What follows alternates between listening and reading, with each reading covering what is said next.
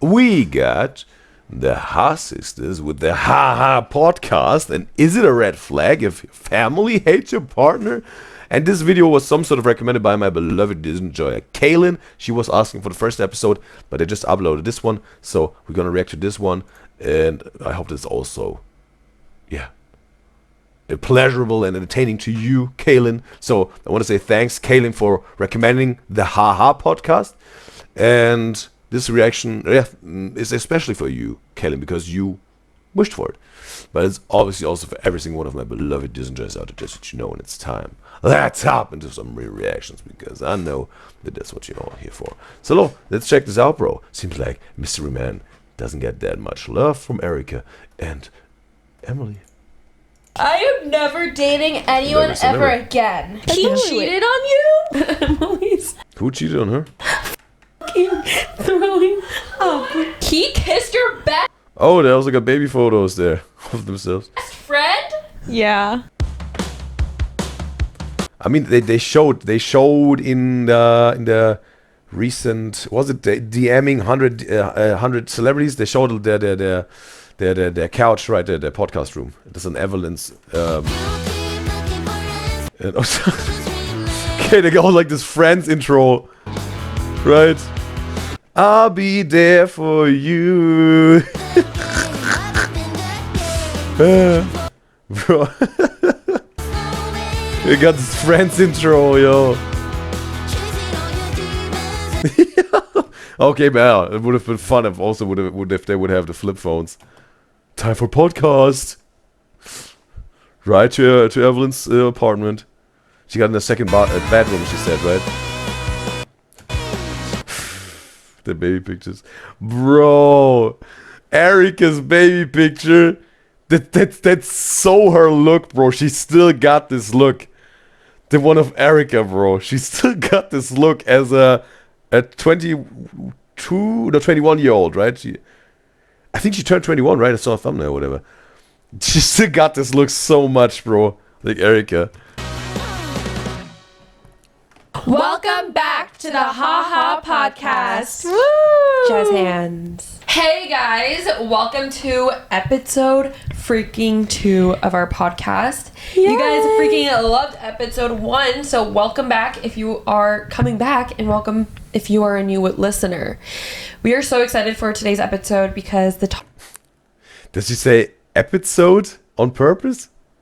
It doesn't sound like episode, right? Like episode? topic of today's episode Okay, yeah, she does it on purpose. is boys' relationships, Boys, crushes, boys. and all those juicy little things y'all Okay. want to know. Yes. Make it This juicy. was a very highly requested video, and yeah. As you guys probably know, a lot of our past relationships were public, and y'all are some nosy people. I mean, let me just say that. But I just How about realized that? all my relationships have been public. Every single one of them. Wow. well, we only had 2. Exactly. Isn't that freaking crazy? Yeah. And from now That's on, crazy. it'll always be somewhat public. And Rizman followed the Udyzyz show Twitch channel. Appreciate Rizman. Mine were public Damn. too. But He's also in the chat. Also, it's a pleasure to have you, Rizman, on the Udyzyz show live stream on Twitch. I only had 1, so. Damn. Emily had one. Mine were public Damn. too, but I only had 1, so. Damn. Dang is all I'm gonna say. Well, Evelyn had this one ex-boyfriend, Fred, right? When they were at the ultimate South Korean party life, right? I reacted to this one, and then Emily was saying to the camera, Fred, do something, right? Or whatever, because there was those buff dudes. And she was talking to the ex-boyfriend, like at that time still boyfriend of Evelyn, right? But that was Mystery Man. Evelyn's limited to one sentence. So guys, you guys have been highly requesting this episode, and we are going to bring it to you. We're going to bring From where she got this episode you thing. guys all the tea. We're also obviously going to give you guys some advice and yada yada yada. So let's dive in. But before we dive in, we're gonna start Sponsor. with the joke of the day. Joke of the day. Oh no, they got a joke of the day, I okay? have one prepared. Are y'all ready? So it's interesting that after 4 years, right? 4 years and 4 million subscribers, YouTube career, they decided now it's time to make the podcast, right? They really were looking maybe for something new, right? And they said now it's the perfect time to do it. Emily says she wants to say the joke of the day, so let's hear it. Okay, are you guys ready? What is it? Say, are you ready? Are you ready? No, you have to respond. Are you ready? Yes. Okay. Why did you say, are you ready? She said, say, are you ready? What do you call someone who refuses to fart in public?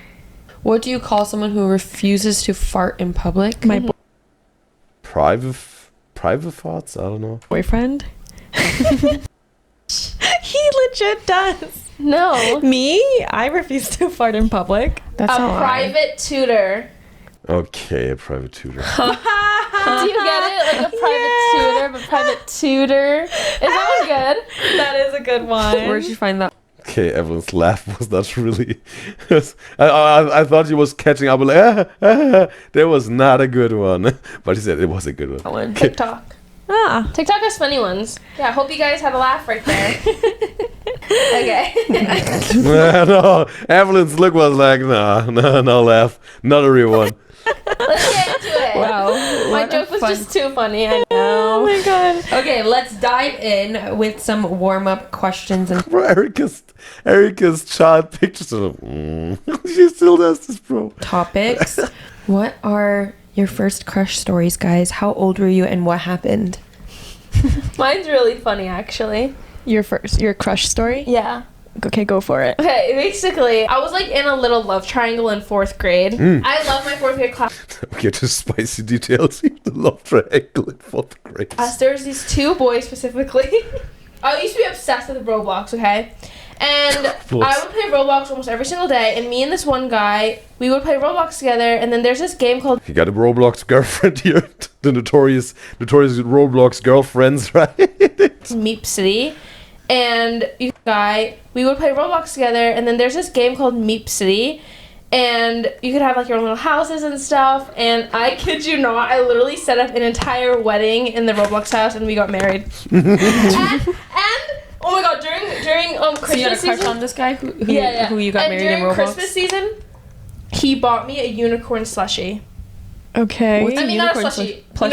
Unicorn squishy. And it was like the cutest thing ever. And then it gets worse. I mean, not worse, but more interesting. Because you know how I said love triangle? Basically, in my 4th grade class, there was these 2 guys that had a crush on me. One of them was the guy that I had played Roblox with. And the other one was like, kind of like, ew, like, why do you like me? I don't like you back. Kind of thing. And like, you know, The second boy was like, ew, why do you like me? I don't like you back, towards Emily, right? Like he wasn't having the affection of her, right? in 4th grade classes, you get put into like projects and stuff, like class assignments. My teacher put me and the guy that I played Roblox with together, like on a little like group project, and like he would be like the other guy's like looking at you and be like, he won't stop like giving me death stares, and I'm like, oh my. What? Class assignments. My teacher put me and the guy that I played Roblox with together, like on a little like group project, and like he would be like the other guy's like looking at you and be like, he won't stop like giving me death stares, and I'm like, oh my god, like he's so annoying, like he's just so obsessed with me. So the other crush boy that is not the Roblox boy, he got them jealous because Roblox boy and Emily were in a group. Oh my gosh. Udyzyz Roblox kids nowadays are crazy. Okay. We moved to the full-on wedding. They were essentially LARPing a relationship and a marriage. And Kaylin says in the YouTube chat, there was a guy before Fred named Alan. He disappeared randomly and the fans have seen him or haven't seen or heard anything of him, but it's obvious Evelyn was dating him. Okay, so now she got 3 in total, right? At least what is known. Alan first, then Fred, and then Mystery Man, right?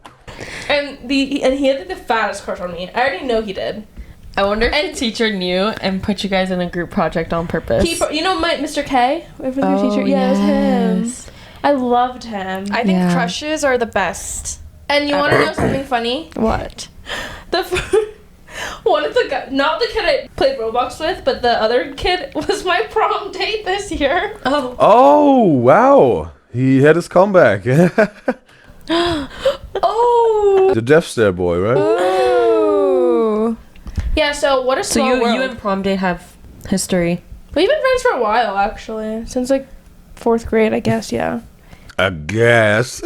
Having crushes is like the best thing ever. It's just Especially in like elementary school. It's just like it makes things so interesting. And it there's makes like school fun. yeah, and then you can make like little like notes on like pieces of paper, like pass it to Emily, pass it to him. Yeah. You know what I mean? It's just like it's so fun. And then like Now everyone kept it so confidential, right? No one dared to open it up on the way handing it towards someone. Sometimes it went from one corner of the classroom to the other one, right?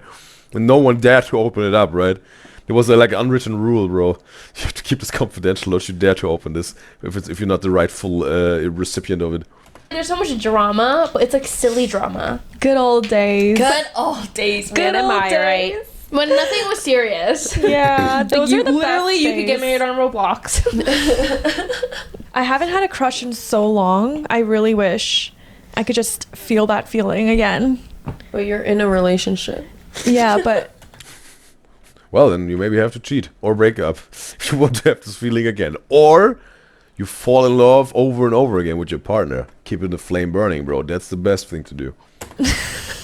Ma'am, what? I really wish I was single and Don't you have a crush right now if you're in a relationship? Are you saying you don't like your own boyfriend? no, that's not what I mean. Sucks. You lost the spark already? No.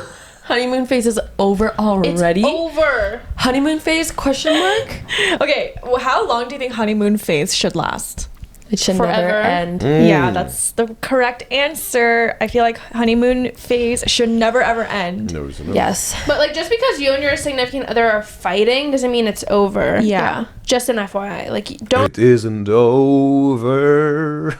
Never mind, I'll find someone like you. I think your honeymoon, because if you have the mindset that your honeymoon phase is over, then you're gonna like make it seem like it's over, and then you're gonna start like reflecting that onto your own relationship. So. Yeah. I feel like the feeling of being in a honeymoon never go phase away. should never go away, but I think it is true that like the first couple of months of your relationship, Obviously, it's gonna be there's like the no best problems. months. Like everyone's like super heightened, super. You're getting to know each other. It's like yada yada yada. Yeah. Everyone's like, I don't know what about that. phase am I on right now? Are my Mental math. What am I? Oh my god. what am I? What are you? What are you? What are am you I? human? I'm an alien. Just Alien. kidding. How about you? What's your crush? Do you have any interesting crush stories? My crush story. Oh yeah, I had a really big crush in high school. No was- way. They already know. It was in band. He was Wait, in band class with me. Oh, they did know. Oh yeah. Guys, this is a hilarious story. Yeah. They know. For 4 years. He was a year older than me, and he played this instrument in band, and he sat behind me. I don't want to What say the instrument? I don't. Maybe on saxophone. She was playing she said she played the... What did she play, bro?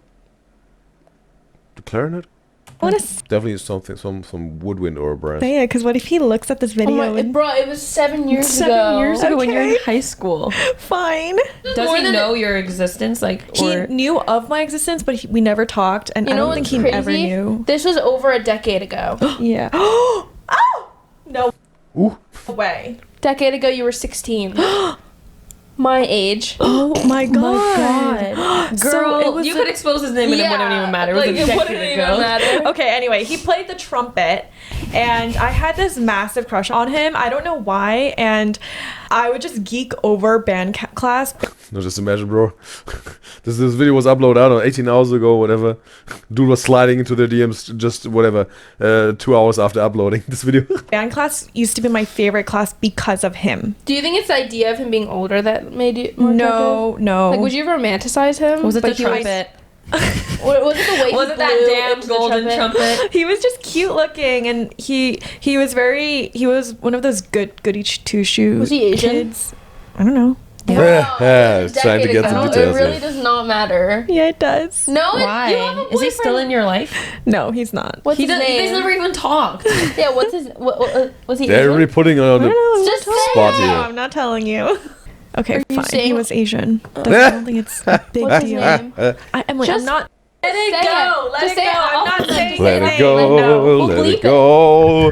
Come on, just let your sisters know who you crushed in band camp. Here they are, and I just didn't want to know what it is. Mother, you think you're quirky? Okay. Okay, Erica, what about you? Oh my god, in middle school, I had this crush on this guy. Well, it was like half crush, half like ew. What? And he and I were shipped in my grade, like all the Was it the kid that said you had Dorito eyebrows? Yes. He's also the guy who called me out on my eyebrows and called it Asian Dorito brows. And then That's where Erica's trauma began. and then he's the same guy in high school that also said some nasty shit about me.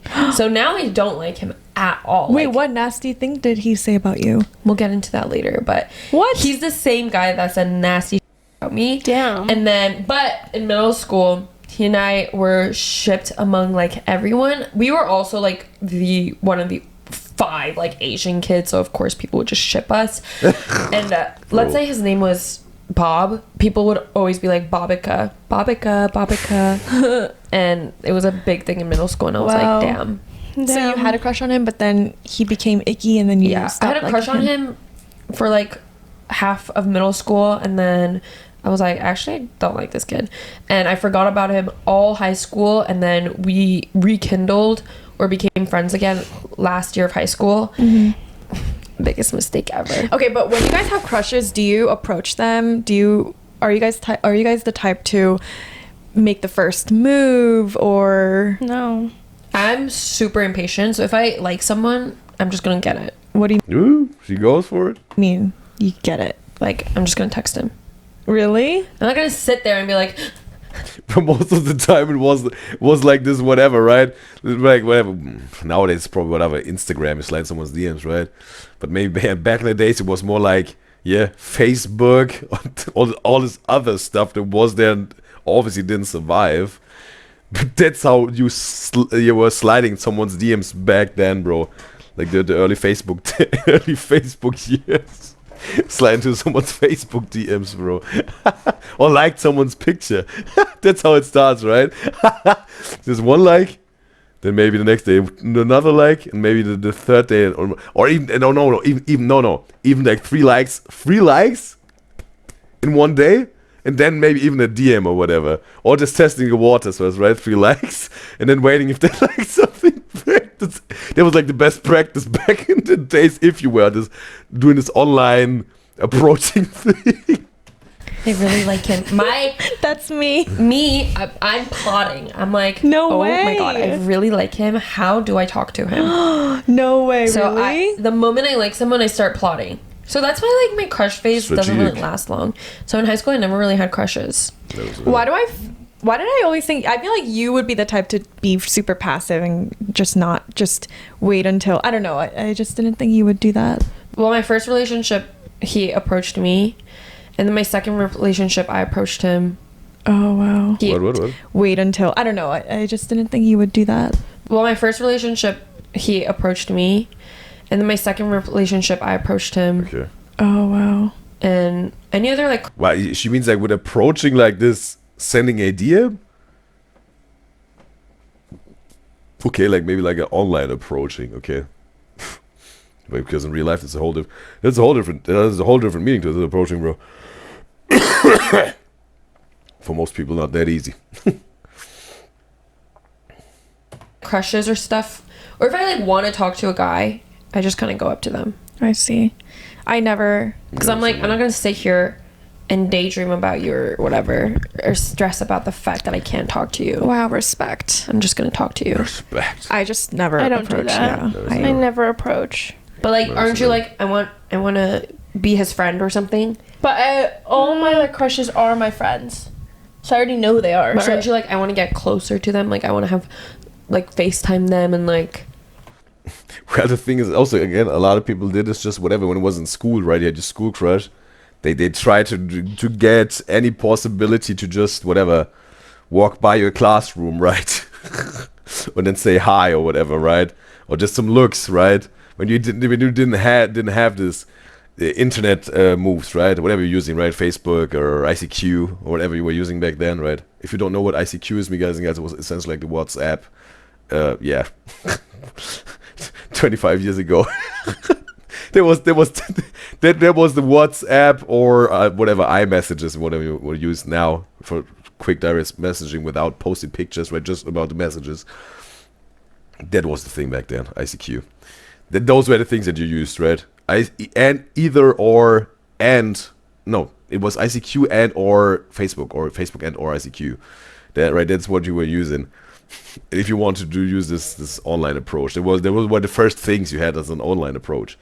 aside from that, no, you just, right, it was in a school or whatever. You just maybe knew where to hang out when it's recess, right? And it was not even like you sit next to them, right? It was just like walking by. Again, like whatever. If you're a girl, most of the time you did this like this, right? Walking by and said hi, right? Or just some looks, right? Just trying to get him to look at you, whatever, right? Just them noticing you and all this stuff, and then leading up. Maybe you had a plug, right? A friend, right? They know them a little bit, right? And then they say, like, hey, do you notice that they look at you, right? And they go, no, what? I said, yeah, so should I introduce you? And most of the time was like, either yeah, absolutely, or like, nah. Like, yeah, I'm gonna go over. Or they just some sort of arrange it, right? You know, that was the things, bro. It was like, bro, it was a whole different game without all this Instagram, TikTok. We can like someone's post and slide into some. It was a whole different game, bro. It was completely different, bro. Obviously, if you had a plug, right? You knew someone that knew her or him. Yeah, that was the easiest, bro. But if you had no connections, obviously you had to get creative, right? You had to get creative. If no one was, whatever, putting you together in a group for a project or whatever, right? Or, I don't know. You had to come up with something, right? Or whatever, you forgot your eraser, right? Or your pen is not working. And, there's no one who has one right now, but, yeah, them. And, hey, can you borrow me your pen or whatever? I will bring it you back, right? You're something like this, right? You were trying to find any opportunity to have an interaction with them and then make a little bit more out of it, right? Even when you were a boy or a girl, whoever was someone who wanted to start this thing, right? Maybe both wanted, but one of them was too shy to do it, and the other one had a little bit more of the courage to start with the thing, right? You had to have some creativity, bro, right? Just so I can borrow a pen or whatever, or right? Or I need a sheet of paper, whatever it was, right? Something like this. Or this out of the movies, right? Out of the movies, they got their books and they're walking along the hallway and they're tripping the ball. The books fall on the floor, right? Oh, my chance! Hey, can I help you? Here, saw your books fell off. Oh yeah, thank you. Go to the movies. Start building a deeper relationship. No, I just wait for him to do what's that. the difference between interest and a crush? The difference between interest and crush is like if you want a romantic relationship versus a friendship. Okay, so interest is like this kid. What? Romantic relationship versus a friendship. Okay, so if you want a deeper No, I relationship. just wait for him to do what's that. the difference between interest and a crush? The difference between interest and crush is like if you want a romantic relationship versus a friendship. Okay, so interest is like this kid looks really interesting and I want to get to know him. Yeah, because most of my crushes develop with interest, and when I'm interested in a guy, obviously I'll be like, oh hey, let's get food or engage in his conversation or whatever. But I feel like I'm not like crushing on him. Yeah, I feel like a crush is like, holy he's so hot, I need him. But also, like, I actually never experienced. The only crush I really had was that band guy. But also, Again, like, the Asian trumpet I guy. have a crush, I want it to remain a crush. Like, Yeah. Okay. Maybe she's. One of you guys told me that they're aromantic and they love to have this crush, but just in their mind, right? They don't even want to that it happens in real life, or more like they don't even want to chance it to make it happen in real life because it could fail, and then the crush thing is over, right? Something like this, if I can recall it right. Maybe it's also for Emily. the feeling of just going to school, having someone to look forward to, and then end it at that. I don't want it to go further. Like, I'm so avoidant that, like, I will end it as a crush, and I don't want it to go any further. Like, Yeah. I Otherwise, remember, like, whenever a guy like, wants to FaceTime with me, I, like, freak the F out, and I will make up any excuse to not FaceTime. Or, like, even if they do ring my phone, I'll pretend I went to bed, and then I won't go on Snapchat for the rest of the night. That's the difference between Emily and I. Emily is super avoidant. Emily is like the most avoidant in the three of us, and then It actually pisses me off. And Valen says he has done some crazy things for some crushes. He doesn't really crush anymore though since adulthood. Yeah. Yeah. For most people, right? It was more like whatever, like in school or whatever. They do this. Maybe some even. I think maybe in college then less. It maybe shifts into more like. Yeah, bro. Let's party, right? like we don't. Yeah. We know what the deal is, right? People are a little wilder, obviously, in college and university than in school. They are way more liberate with what they want, like both sides. But yeah, most of the time, obviously, this crush thing. But maybe some adults still at the workplace maybe have some crush, right? The office crush, right? Or gym crush, right? And then you get you're an adult dude and or a girl, you get a gym crush there, right? At the gym, whatever. But most of the time, yeah, probably school. Brem says he loves their podcast of the Hart Sisters. And that we're reacting to it. He's saying he's glad about this, and he says their podcast is 1/4 of podcasts he listens to. All right, it seems like since they last week they dropped their first episode. People are really down for it, right? Like I had to text a guy for Emily. Emily was like, Erica, this guy wants to FaceTime me. What do I say? I'm like, just say. Well, Erica was being mean. She was like, just tell him you don't want to. And I'm like, I'm not gonna say that to someone. That's like, being direct. No, I can't do it. So I was gonna say like, oh, otherwise like, you're leading him on. Yeah. Emily leads them on. Yeah. But she's still avoidant. Emily's a leader. What?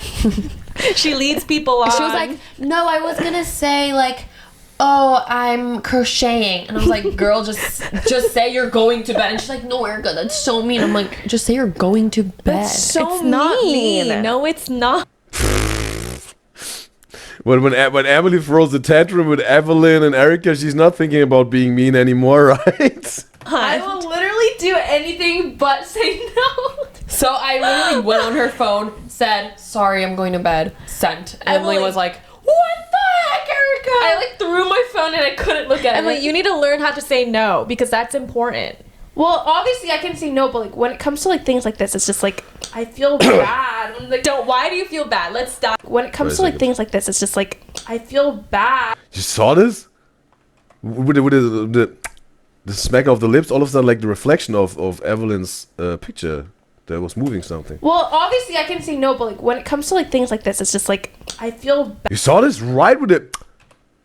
Look at it. Look at the hair. This side of the picture of Evelyn here. This side of her hair. Important. Well, obviously. Right, and then wait for the sound. There's something all of a sudden moving. Obviously I can say no, but like when it comes to like things like this, it's just like I feel You saw this? bad. Why do you feel bad? Let's dive into this. Made it really haunted. Me guys got sent in on the Udyzyz show Discord server. They sent in some TikToks or whatever where there was some shadow figure stuff captioned. Right, they didn't notice this stuff on their own footage. Then also, there was not in the most recent haunted mansion video, but seems like maybe years ago they said they make one haunted video a year. Maybe years ago already attached to them, bro. Bro, still with them. What is it? What is it that you feel bad embarrassed about? for them? That's just like pity, my guy. I'm just like, I picture them building up the courage, asking to FaceTime, getting rejected. I'm just like, bro, that's so embarrassing for you. I'm sorry, but like, I don't want to put you through that embarrassment. But then imagine them being like, okay, she's crocheting, so maybe in 30 minutes she'll be available. Yeah. And then they're delivered for 90 hours. Yeah, and you're prolonging their embarrassment. No, but my other solution was they asked me to FaceTime, half swipe it, leave it undelivered for the rest of the night, wake up the next one and be like, oh, sorry, I fell asleep. That is such a good solution. No one gets hurt, no one gets embarrassed. You can't just be say doing that. sorry, I'm too tired. Who the f*** is tired at 9 p.m.? I'm sorry, like... Me, I actually get tired at 8 p.m. No. I'll do anything but say no. Like, I hate FaceTiming boys, and every time, like...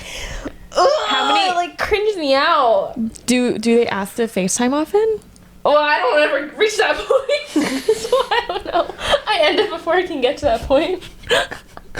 She wants to say the crush zone. The only guy I've ever, like, actually FaceTime was my boyfriend. And even, like, when I would FaceTime my boyfriend, I would get so nervous. I'm like, oh my god, I literally hate this. Like, What do you guys even talk about? Like, before we started, like, actually dating, like, when we would FaceTime, we would just, like, talk about our day. And, like, we were friends before. Like, we were friends for a long time, so it was, like, natural, but still, it felt awkward because he was, like, my boyfriend now.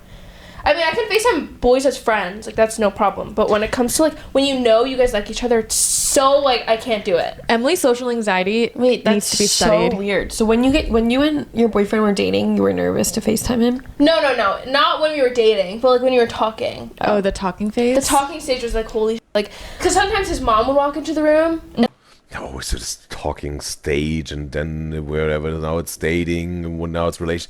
Bro, everyone have their own perception of this thing, bro. This talking stage, bro. For me, bro. For me, as soon as you go on a date, you're dating. And you go on another date, it's still dating. Another date, still dating. And as soon as you make a very clear decision together, we are in a committed relationship now, then you're in a relationship, right? For me, it's like that. This talking stage thing, like, I can't really grasp it.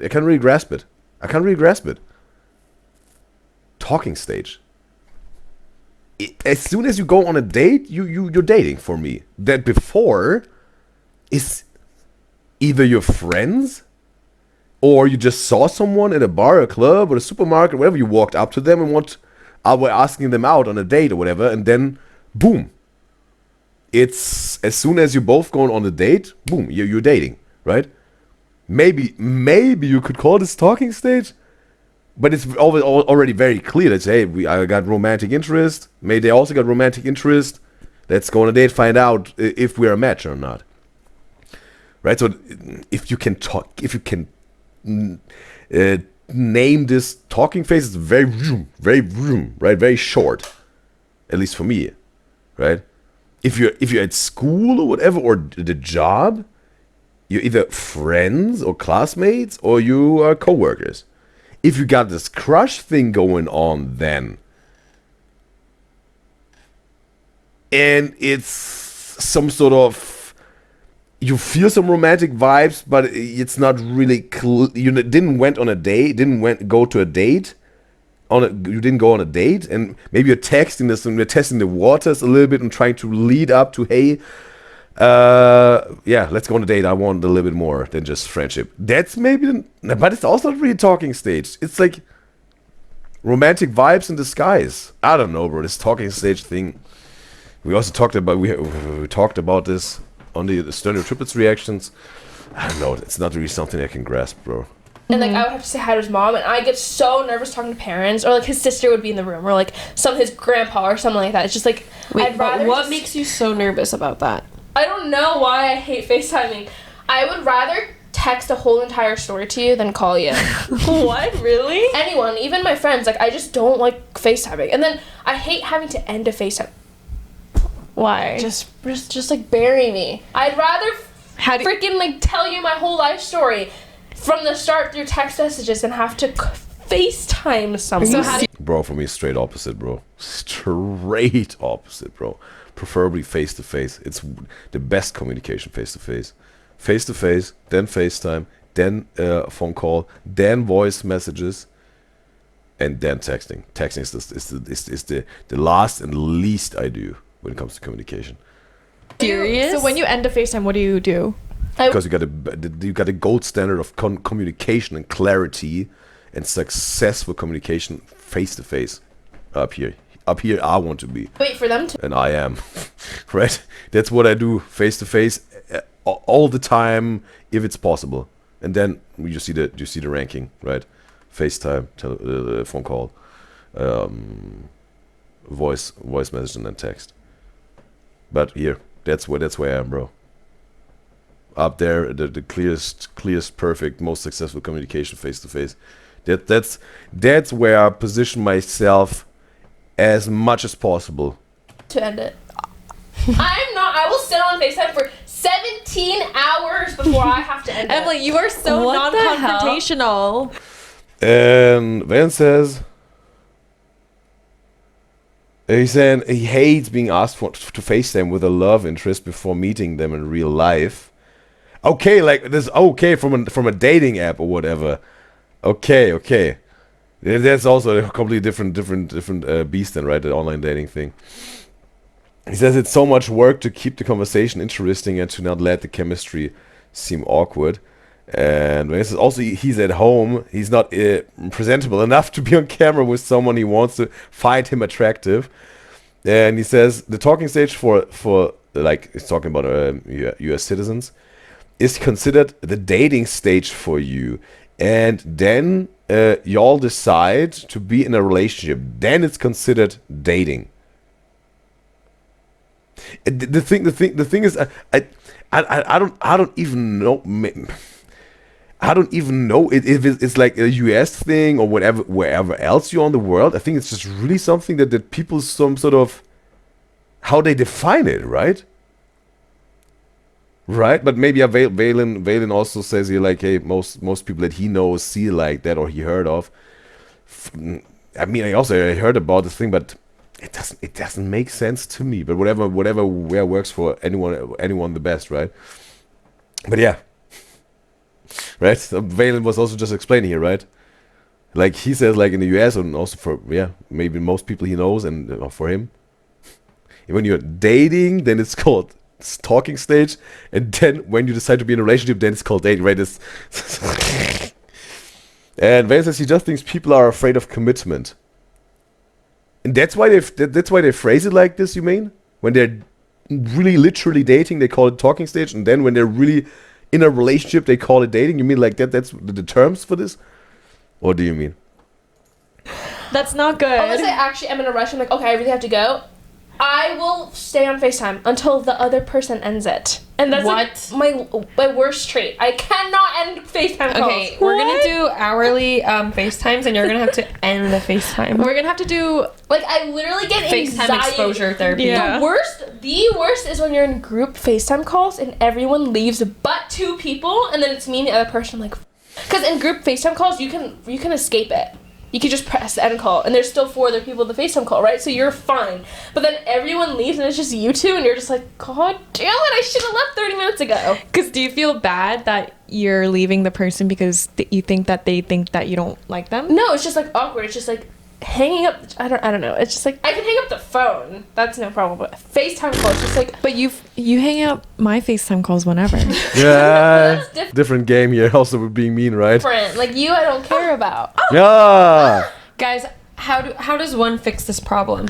Comment down below. I truly I'm have so no idea. bad at it. Like I can't. Exposure therapy. You just have an issue with being confrontational and being mean to other people. I mean, it's not even being mean. I think you're just overthinking. Oh, a couple of days ago, we were talking about how Emily has a spotlight syndrome. It's spotlight effect. Yeah. It's not having a spotlight effect. It is just called spotlight effect.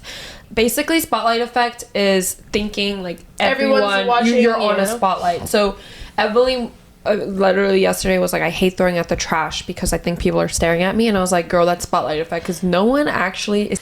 Wow, they have a name for this now. Back in the days, it was just called someone thinks the world revolves around them. they got. But I have to say, the spotlight effect is some sort of that's something. That's something you can really. Yeah, that's a shortened way to say this, right? That makes sense, right?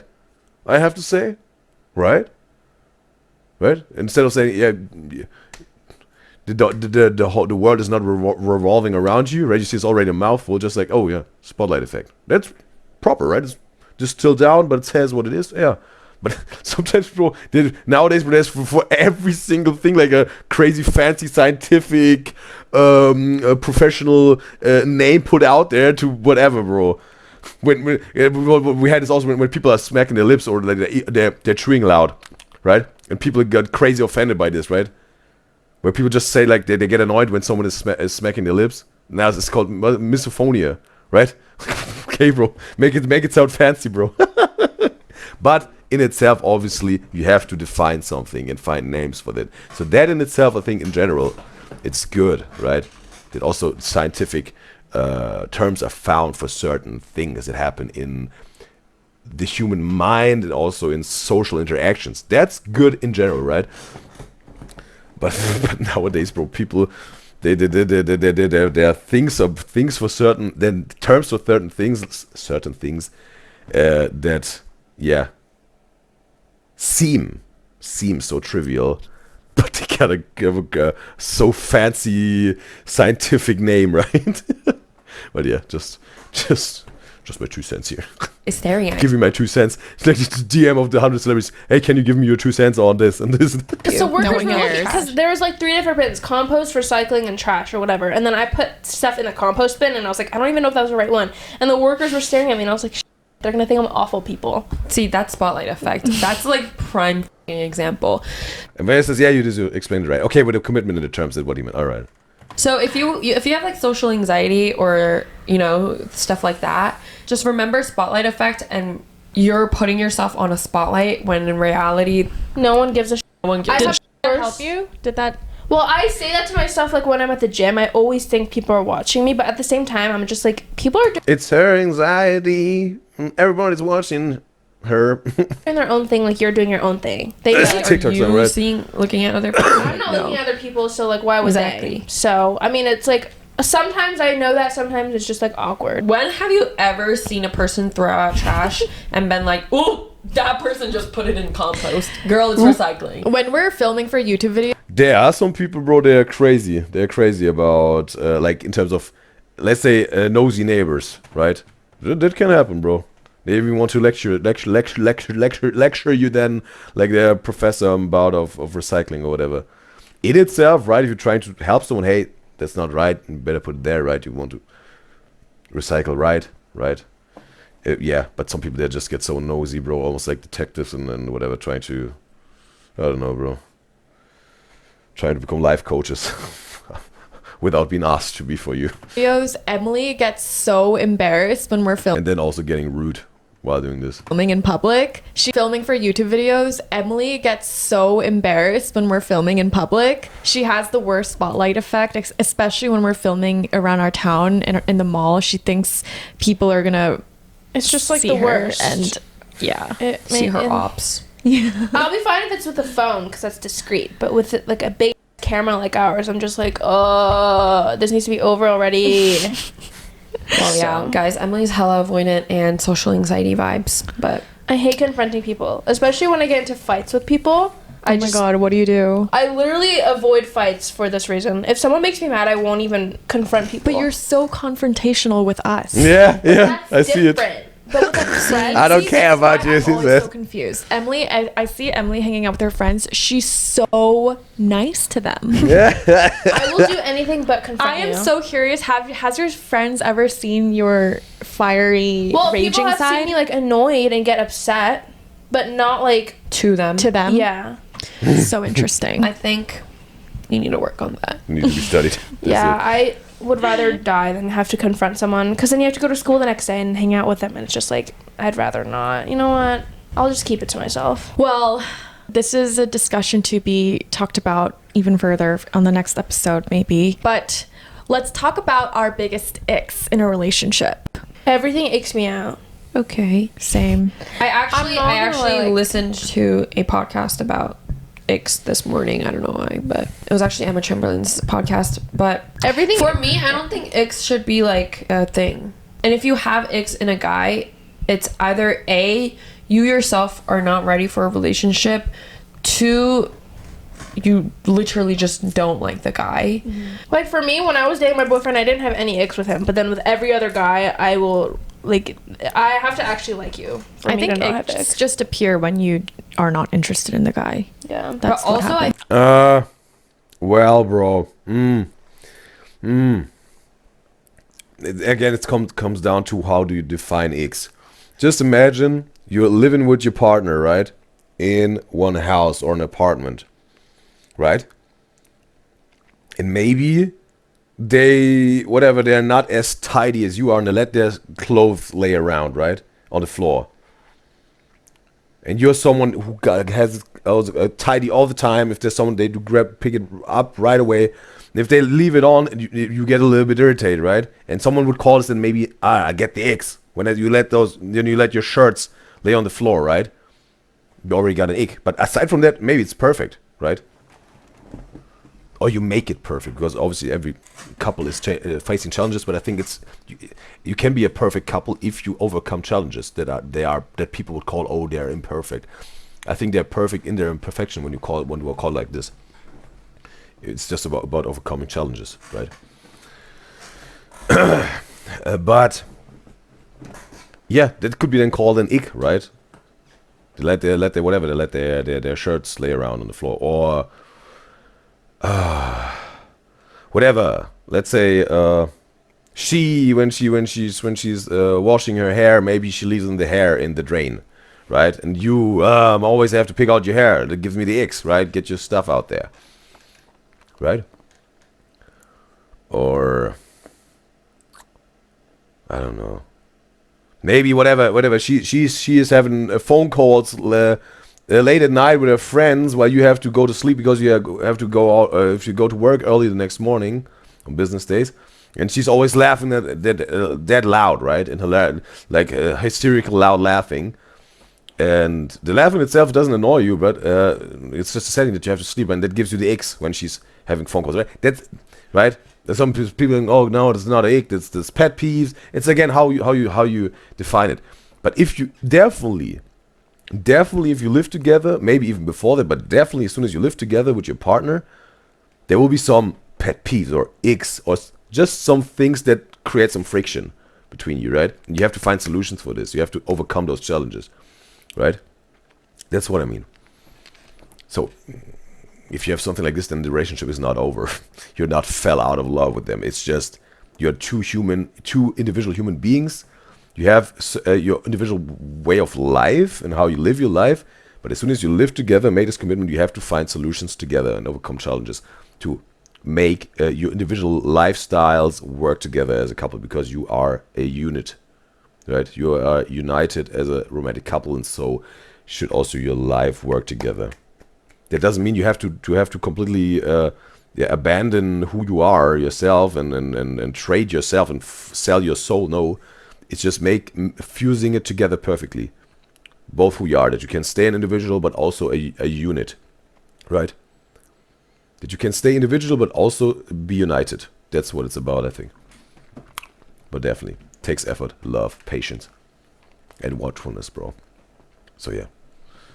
Just want to add this here, my own thoughts and ideas here. I feel like icks can happen when you're mentally trying to avoid something. Like icks can disappear once you get to know someone. So I feel like Emily, like maybe you form an ick like instantly because your brain is like trying to avoid it, you know? So you're like, oh no, he just tied his shoe like that. So yeah, there's the reason for me not to like him. You know, your brain is like you're trying to give yourself a reason. Sometimes like icks, you're just using it as an excuse to not it's like low-key the person. like a blessing in disguise though, because I get so much icks that I don't even want a boyfriend. It's like bam, no boyfriend, that's what I no mean. problem. It can be used She's that delusional. Erica's trying to say.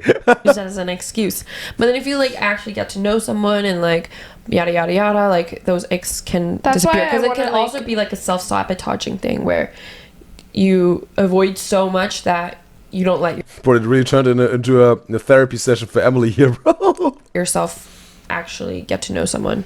But sometimes I'll ignore some sort of icks or just kind of Maybe things. that's just red flags. Oh, yeah. Like I will think Like of scenarios. icks, I feel like are, for example, he talks a certain way. Or Millie Bobby Brown has an ick where like she has an ick of guys picking you up from the airport That's so weird. with flowers and stuff. It's like she finds that so icky. But then when she met her fiance and her fiance picked her up from the airport, she didn't have that ick. Okay, guys. This is kinda juicy. Are y'all ready? What? Okay, next one. Brem says, relationships are too much for him. It's too much effort and there are many things that can make it fail. Bro. Some people say anything that is worth to have it, it will take effort to get it and keep it, right? So definitely one has to make the decision, right? If they want to get something that is worthwhile, right? And obviously there is a risk that a relationship can fail, right? But you better try and fail than not trying at all and not being able to win, right?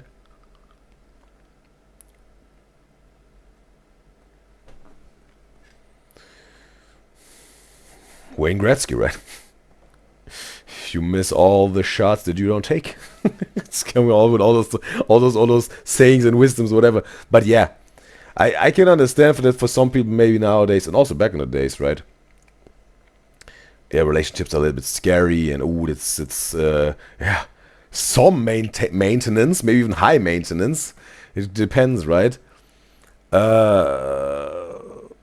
And yeah, there's a risk of the relationship doesn't work, or that whatever, that someone cheats on someone, or your partner dies, or they don't like your friends, or they don't like their family, or you maybe fall so deeply in love that you abandon your own friends, or that you get to depend on them and they will exploit you, and all those fears, right? All those fears, all those thoughts, all this. But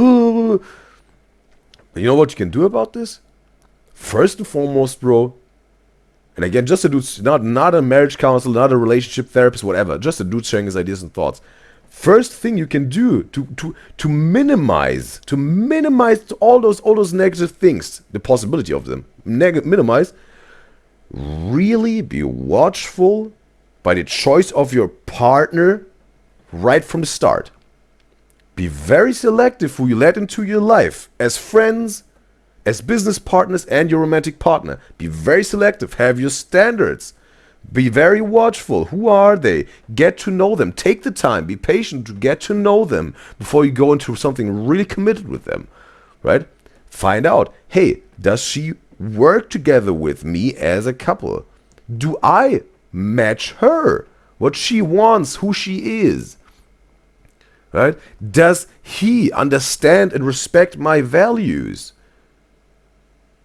Is she in a position in her life right now that can't give me that what I definitely need in a relationship, right?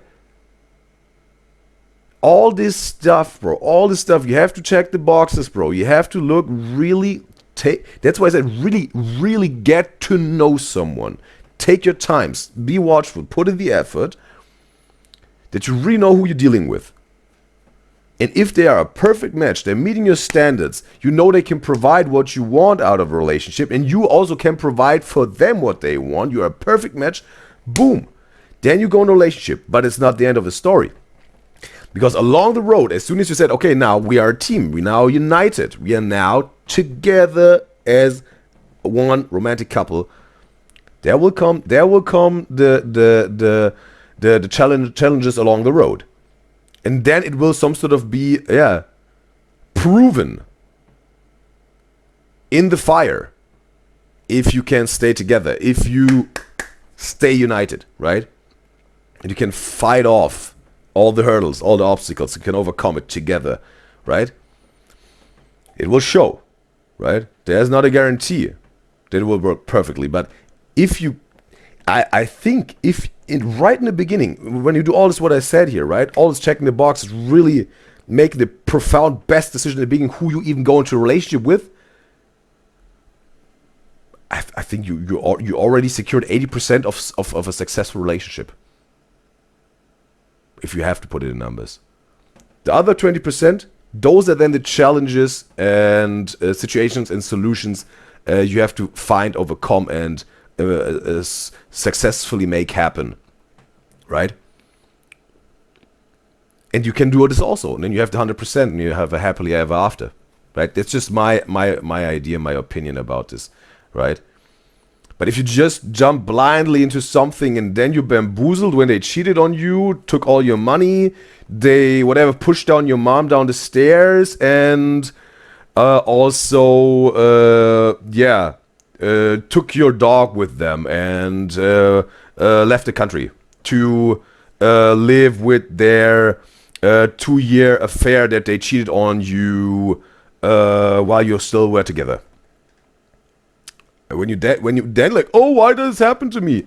Yeah, bro, maybe you should have be watchful right from the start before you let this woman or this man into your life.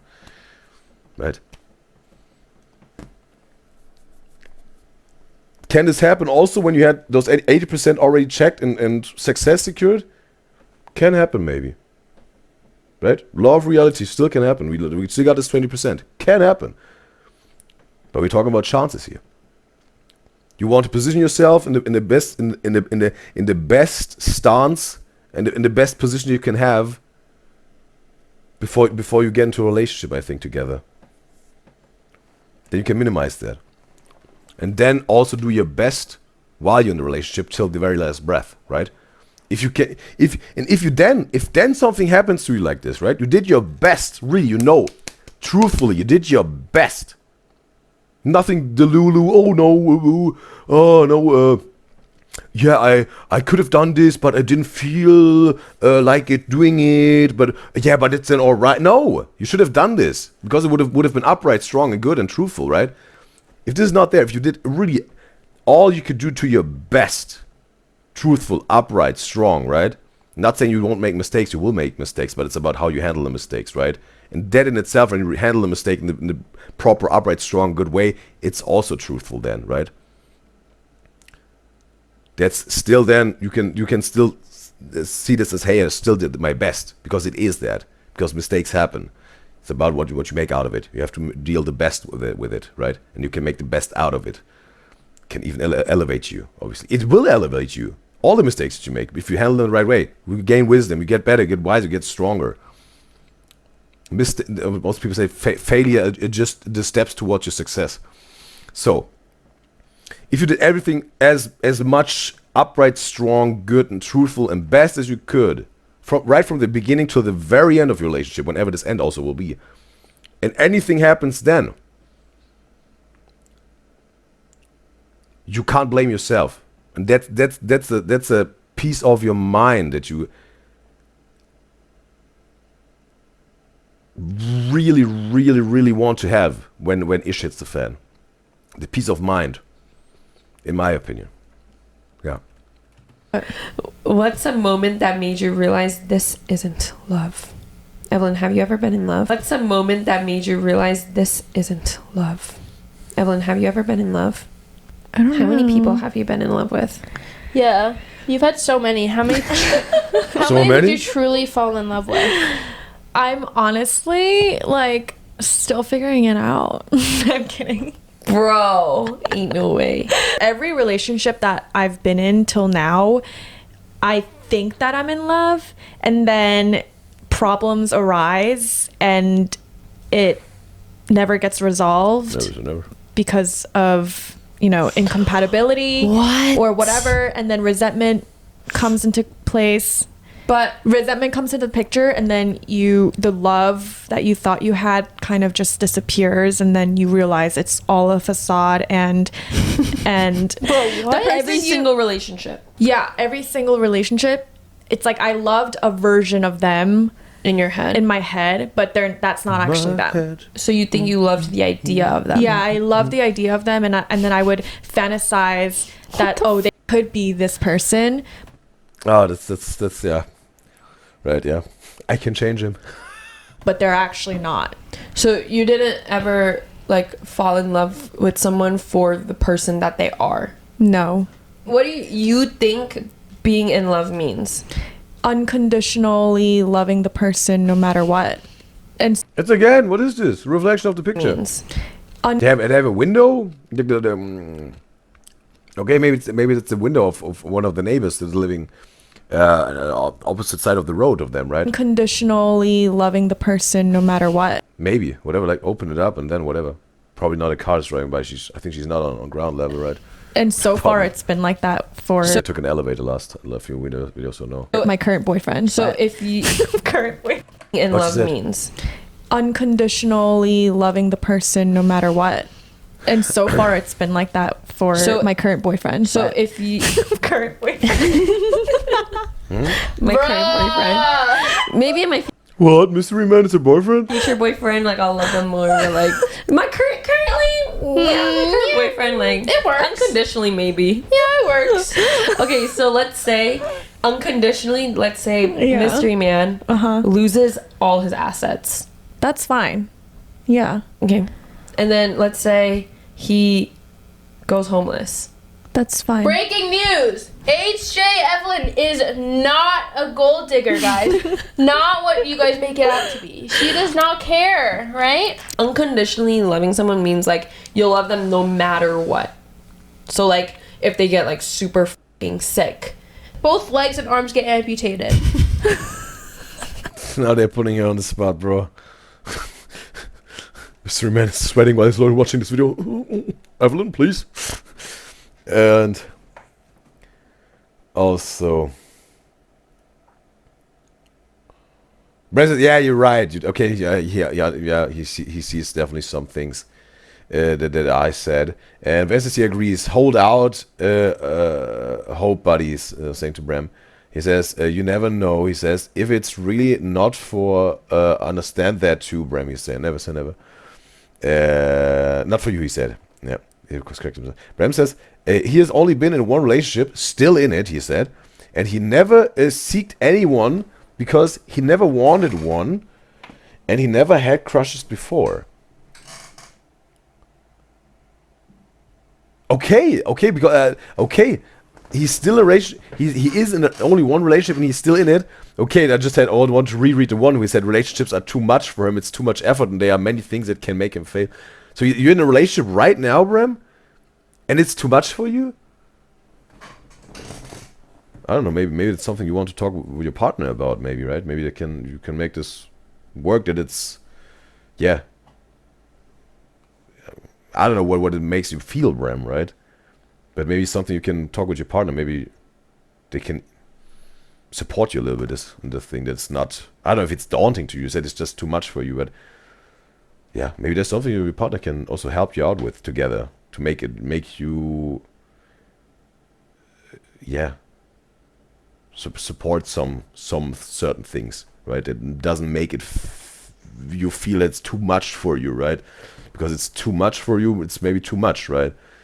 It's not saying that it's going to be easy to have a working long-term relationship, but if it's too much for you, it shouldn't be too much for you, right? It should be something that you still can handle, even though it's maybe demanding something of you, right? But yeah, you will know, Bram. I'm not trying to do therapy on anyone here. Just a thought I had here. And he said he never seeked anyone because he never wanted one, and he never had crushes, but never say never. Okay. How did you get into a relationship with your partner? How did the beginning, like the story? Would always interesting to know if you like to share like your love story.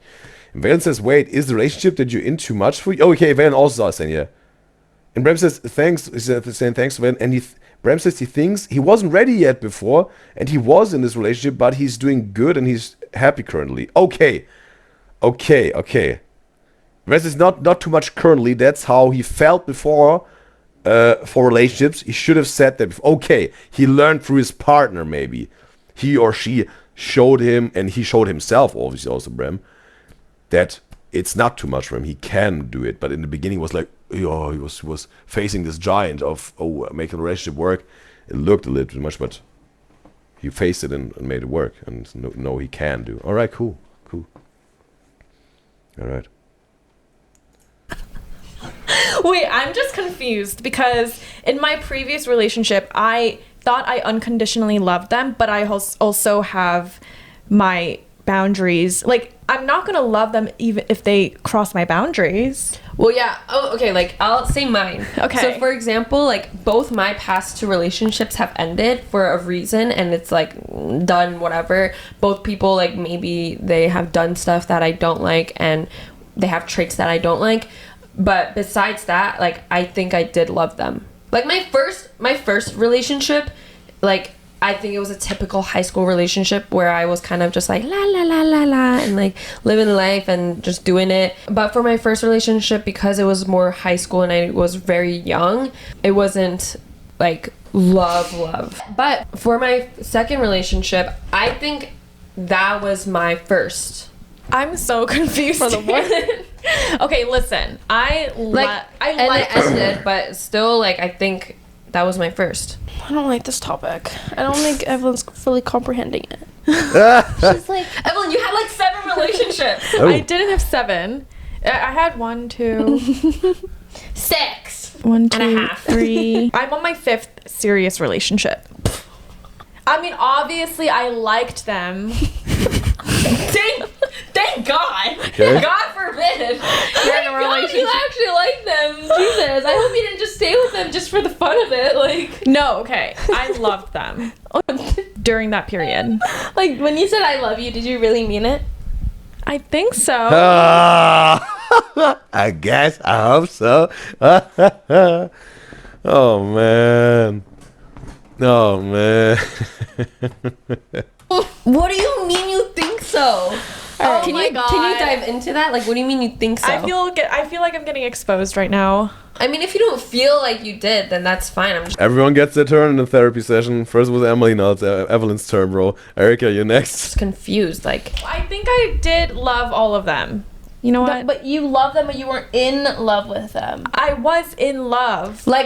were you like, for me, like, if I remember when I was in the relationship, I was like, damn, like, I really like this person. And I would get like so giddy and like, oh my God, I'm so happy. I felt that way probably the first 5 months of the relationship, and then So you just fell in love but fell out of love really quickly. oh yeah, I think that's what it is. Yeah, I fall in love and then I fall out of love really quickly. I think you fall in love with the idea of it, and then you realize it's not what you thought, that's and then what you it fall is. out. Yeah, that's what it is. Yeah. Okay, we dissected it. There we go. Okay, whew, Evelyn we figured falls it in- out.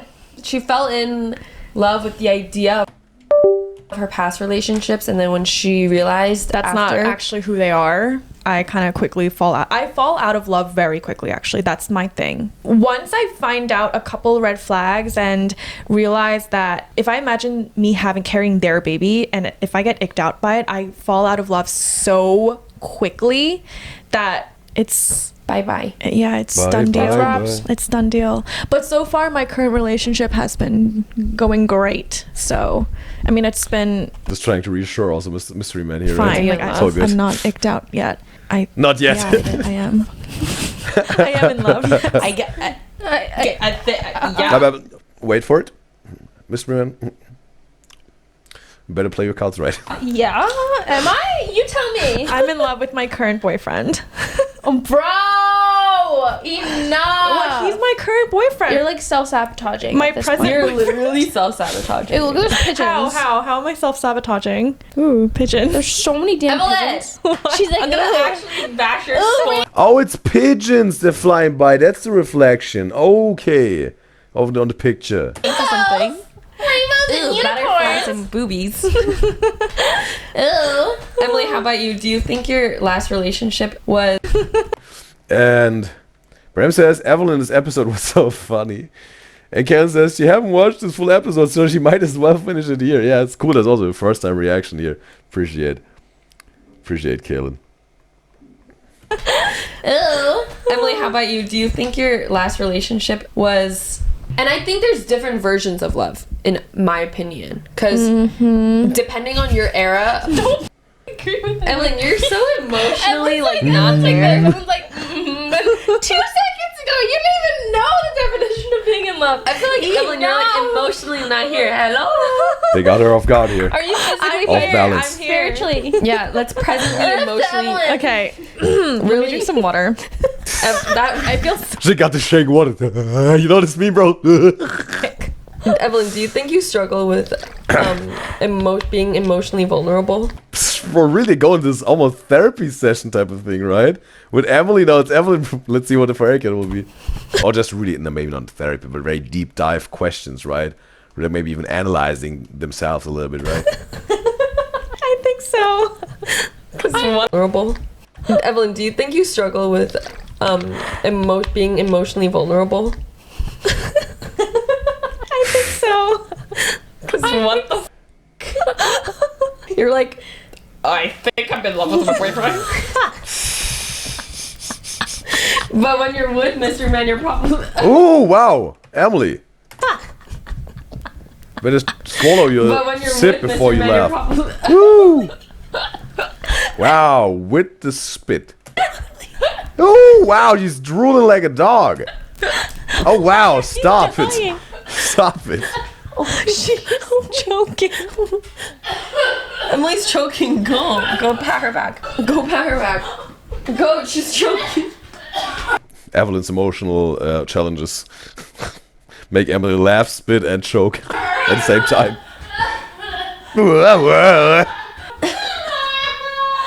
She's crying now. Guys, That went dramatic, bro. he's fucking throwing up. Oh my god. Oh my god, I think I'm actually dying right now. Why did you just die? Oh my god. Because I was drinking water and like That was just too funny. you said something, you were like Evelyn, she was mimicking Evelyn and I was like just got caught in my throat and I was Alright, let's take a breather. choking at Evelyn. Yeah, you need to breathe. I'm like crying. I'm so disgusted. That's how you can change the topic, bro. Drinking water, choking on it, spitting and throwing up, bro. But no. Please, when you eat or drink, take your time to chew or really swallow it with a proper, just being watchful of also of your body workings, bro. Please stay safe, you guys.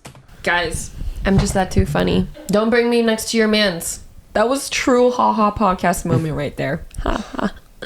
Emily thought I was just so funny that she's literally dying. That was the definition of literally dying. She's back, y'all. Bro, that was not okay. What did I just That witness? is insane. She got a coffee now. Just went through something. Well, as I was asking, Evelyn, are you... What? Do you struggle with emotional vulnerability? Let's catch the back up when we reflect. No, I don't. Okay.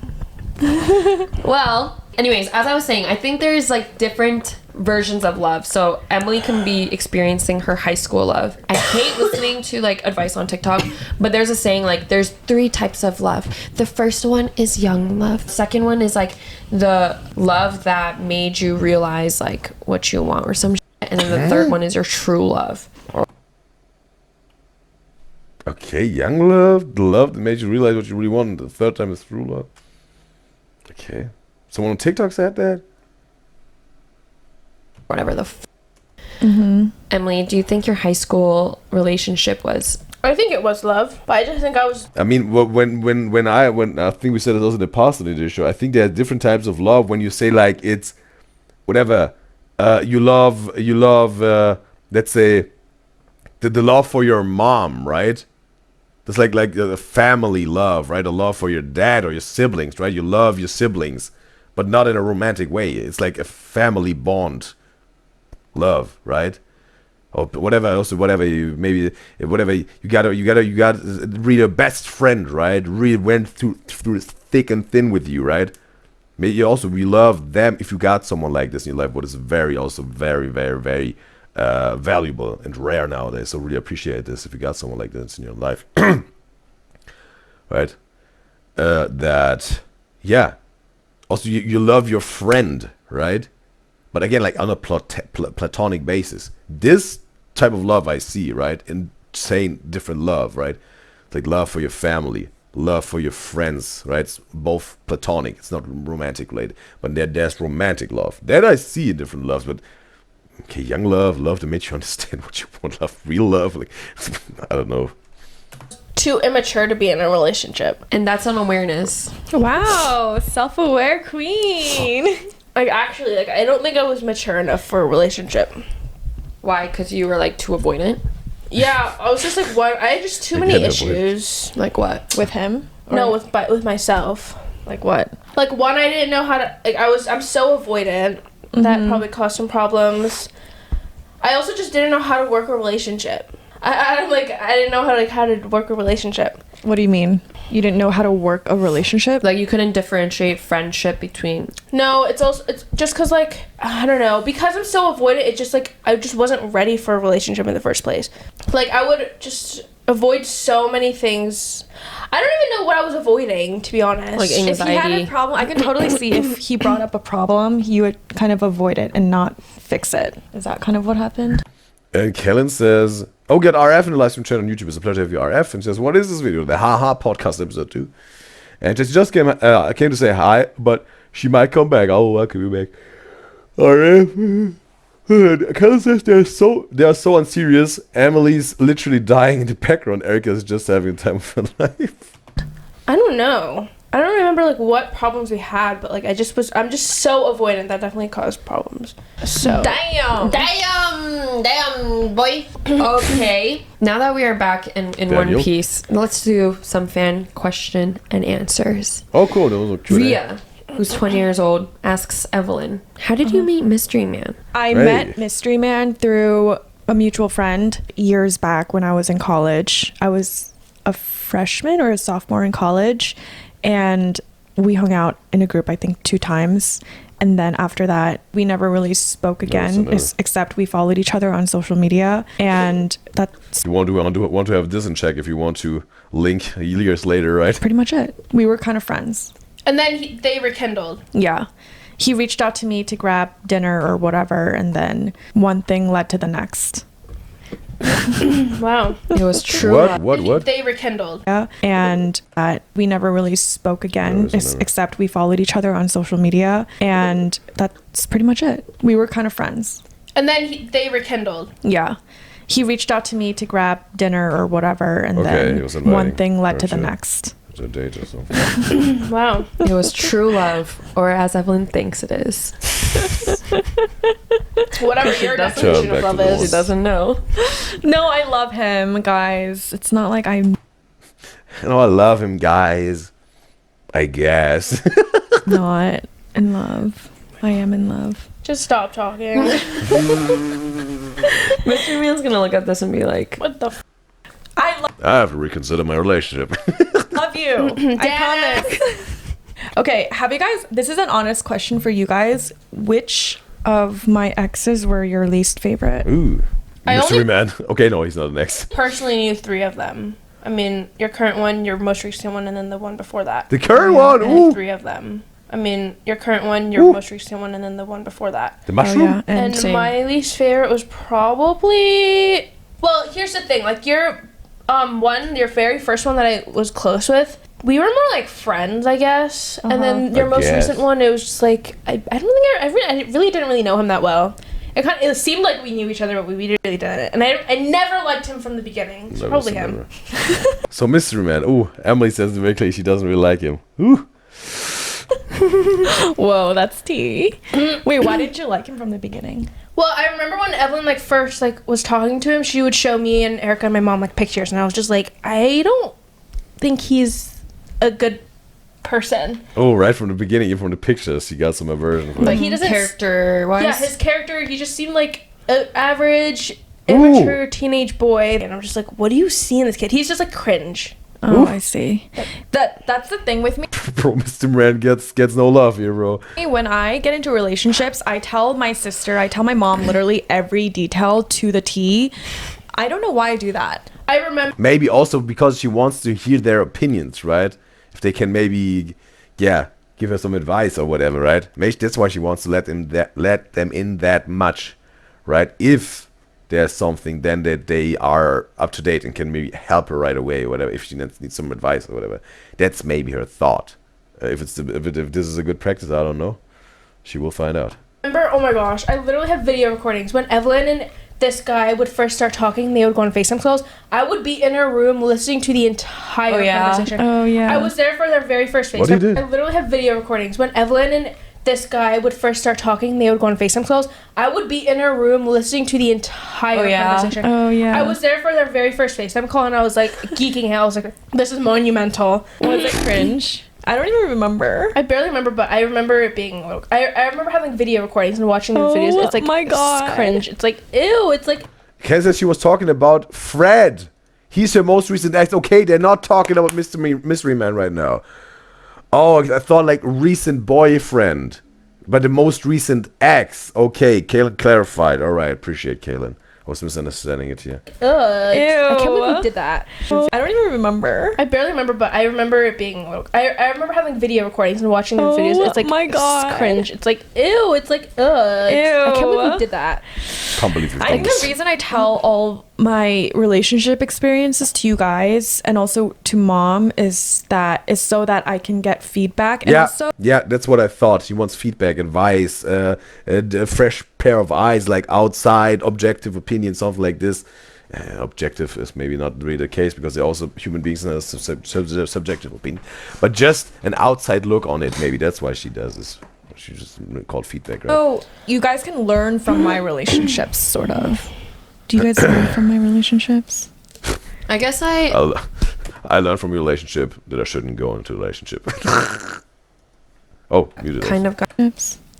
I guess I learn like what kind of guys not to date. Like, I will listen to your guys' vague advice, but I won't listen to your like very specific niche ones. Because first of all, your boyfriends are 10 years older than mine, so we can't really relate like that. Yeah, that's true. It's like everyone's like, oh, he's flying me out to this place. I'm just like, well, a 16-year-old can't do that to me. Does that mean he's a bad boyfriend? Obviously not. Yeah. So. Yeah. I feel like pay up, boy. The specific ones I don't really listen to because like sometimes you are too picky.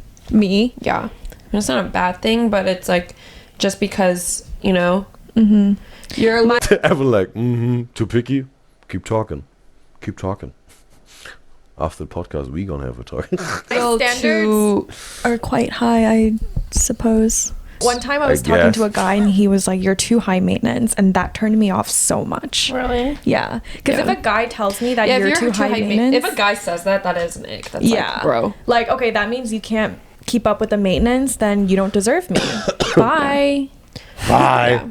Yeah. Well, what do you guys think are like traits that would pass the test for each of our like significant others? For me specifically? Like anyways, like if Emily got a boyfriend, like what would make it so we would approve them? Or if like okay, a rite of passage, right? Check the boy if he's a real deal or not. And Brem says he sees what Emily is saying. Fred has a YouTube channel that Brem also watched, and he did have that personality. Not bashing Fred, he's adding. So he's a YouTuber himself. Did he do YouTube before he was in a relationship with Evelyn, or he did just started while he was in a relationship with her, or he did it even afterwards? How did this happen with his YouTube career? Me. I guess for Erica, multiple traits that I would see as green flag for you is being able to accommodate with your schedule and your time, and being respectful of that, because you're not just a regular teenager that goes to school. You also work a lot. Like, you film, you go to brand trips, you have a full-time job alongside with going to school. So, you know, you should be with someone that's able to respect that and able to handle the fact that you're busy. And if they're not able to do that, then that's not really being supportive of your career. And it's so important to find someone that's supportive of your career at your age right now, because this is your time. This is your time to shine. And if you are... But I say, like, what would be the green flag for Erica as a sister if Emily would have a boyfriend? He has to provide this green flag that he gets some sort of accepted and seen as a good boyfriend for Erica, right? As sister. Giving the blessing to be the boyfriend of her little sister Emily, right? Or with a guy that kind of wants to lock you up and is like, oh, you're so busy all the time, you're doing this all the time, like, oh, like, not supportive of it. Bro, think about the future. You need to succeed and grow. If you're not supportive of that, then what do you want me to do? Yeah. And Ken says, yeah, no hate to Fred, but he kind of gave her weird vibes as she was rewatching some of their videos a few months ago. And she goes on, you should watch the first episode. Udyzyz, next, they explained how they started social media and their childhood, etc. You can get to know them more. Well, she recommended it definitely a few times. And yeah, if it's the right thing to do in the right time, we're going to react to this. So we can check this out. But obviously, yeah, it's so far engaging, interesting, definitely, with their podcasts. Let's see how with the first episode. They're uploading every single Wednesday, you said, Kaylin, right? A new episode, right? Or Tuesday it was. And Evelyn says, also Evelyn is the only adult here, right? And Kansas, Erica is an older too. She's 21 now. Yeah, she just turned 21, right? So thumbnail or whatever. Yeah. So that's like the number one thing in my head that should be a big trait of your boyfriend. Another one would be He needs Oh no, of Erica's boyfriend. to be Right. a big trait of your boyfriend. Another one would Well, be still he about needs to Emily. be mature, and he needs to have something going for him. yeah. He can't be yeah. just like a regular boy that's going to some college with nothing planned out Yeah. for him in the future. I also think because you're so, career-wise successful and you have a lot of things going on for yourself, your partner should also be really motivated. No. Okay. Now they're talking about if Erica would get a boyfriend, he needs to be like this and this and that. Green flag that Evelyn and Emily could give him the blessing to be really like, yeah, you're a good boyfriend for our sister. Yeah. Career-wise, if he's some lazy bum that plays video Yeah. games in his apartment and has no drive in his life, that's not compatible for you. Yeah.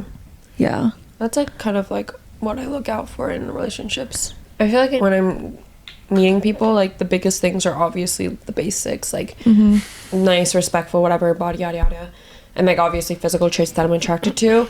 But like I feel like my top 3 right now are people who are like really ambitious and want to work really hard. Number 2, emotional maturity is like really big for me because I can't deal with toxic stuff. Like I've never even done a lot of toxic stuff, but me myself, I like to be very like in tune with my emotions.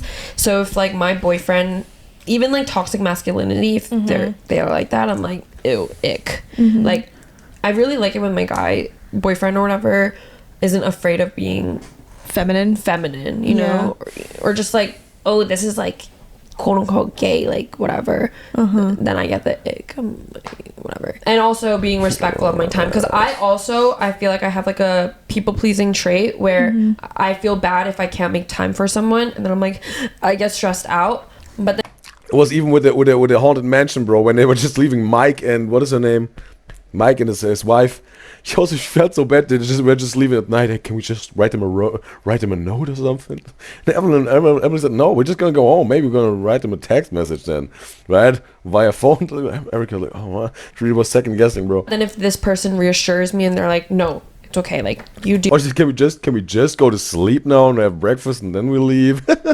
You just really want to disappoint Mike and his wife in the haunted mansion. deal with what you have to do. In terms of people pleaser, what she said, And right? I feel at ease that I don't have to attend like with stressed out. But then I feel bad if I can't make time for someone, and then I'm like, I get stressed out. But then if this person reassures me and they're like, no, it's okay, like you deal with what you have to do, then I feel at ease that I don't have to attend like both things, you know. I'm like, what do I prioritize? But then if this person is like, no, this is work, like you do it, then I'm like, oh, okay, then I'm gonna leave you. It's the worst when they're passive aggressive, like, oh yeah, I guess you can do it. Yeah, Go like, do it. like, yeah, if you really want to. How? Yeah, I want you. Yeah, I will actually. Let's talk about Emily's green flag future boyfriend traits. That is sister approved. For Emily, For Emily's age, it's just like maturity. yeah, for Emily, it's just he has to be nice. Yeah, like Able to handle her rage and fire emotions, and honestly, that's all I expect. Plus, and maturity. I feel like Maturity? Emily's kids Emily's age, a lot of them are like wrapped around like social media and other boys' opinions and being so, also like toxic masculinity. I feel like I don't know why that's such a big thing for me. Can someone define this toxic masculinity thing, bro? I mean, maybe again, it's very subjective for different people. For Erica, it's different for like whatever. Jane Doe, I don't know. Can someone define this, bro? This toxic masculinity thing, bro? yeah, You know, boys who are like, bro, like that's so like this. I'm like, girl, it's not that deep. yeah. Well, I think Emily, since you're going to college in literally 2 years, 1 year and a half. he also should be very ambitious. Not just like What about me? yeah. Okay, what about me? Okay, what about me? What about me? anyone who could deal with your personality. What is my personality? Well, now it's also a little bit different battlefield because Evelyn got something going on right now with Mystery Man. So maybe they want to really be very thoughtful what they say here, very precise also. But you know, maybe now they get to the nitty gritty, right? Also, what the thumbnail said, they don't like her boyfriend, right? It's like, hey, that's a red flag for your partner, right? Let's see. They have to know how to hang out with your sisters and try to get to know your sisters. Do you guys expect that from my boyfriend? I mean, like, for yours, like, I don't expect them to, like, get to know. I mean, I guess, but I'm not, like, I don't really care if they're not trying to be best friends with me, you know? But what if they're my husband, though? Yeah, if they're, yeah. If I'm about to marry them. Well, obviously, I don't want you to marry someone that I don't even know. Yeah. Exactly. So I think, but at my age, that's something you guys are taking into consideration because I'm getting closer to marriage. You also need to think about the fact that you guys might become families, legit. So, like, Erica, God, yeah, that's. you wasn't ready for this. She wasn't ready. But that's so old, bro. Kevin Hart, she wasn't ready. scary. That's so weird. I know you're gonna be brother-in-law. Marriage makes me not even want to think about it. I get avoidant when the topic of marriage comes up. That's so scary. Yeah, that's so. Yeah, weird. I guess someone who can deal with our sibling dynamic and understands and also, it. Again, someone who has something going for them. I mean, it goes for all three of us. Obviously, we don't want to date someone who doesn't do anything with their life.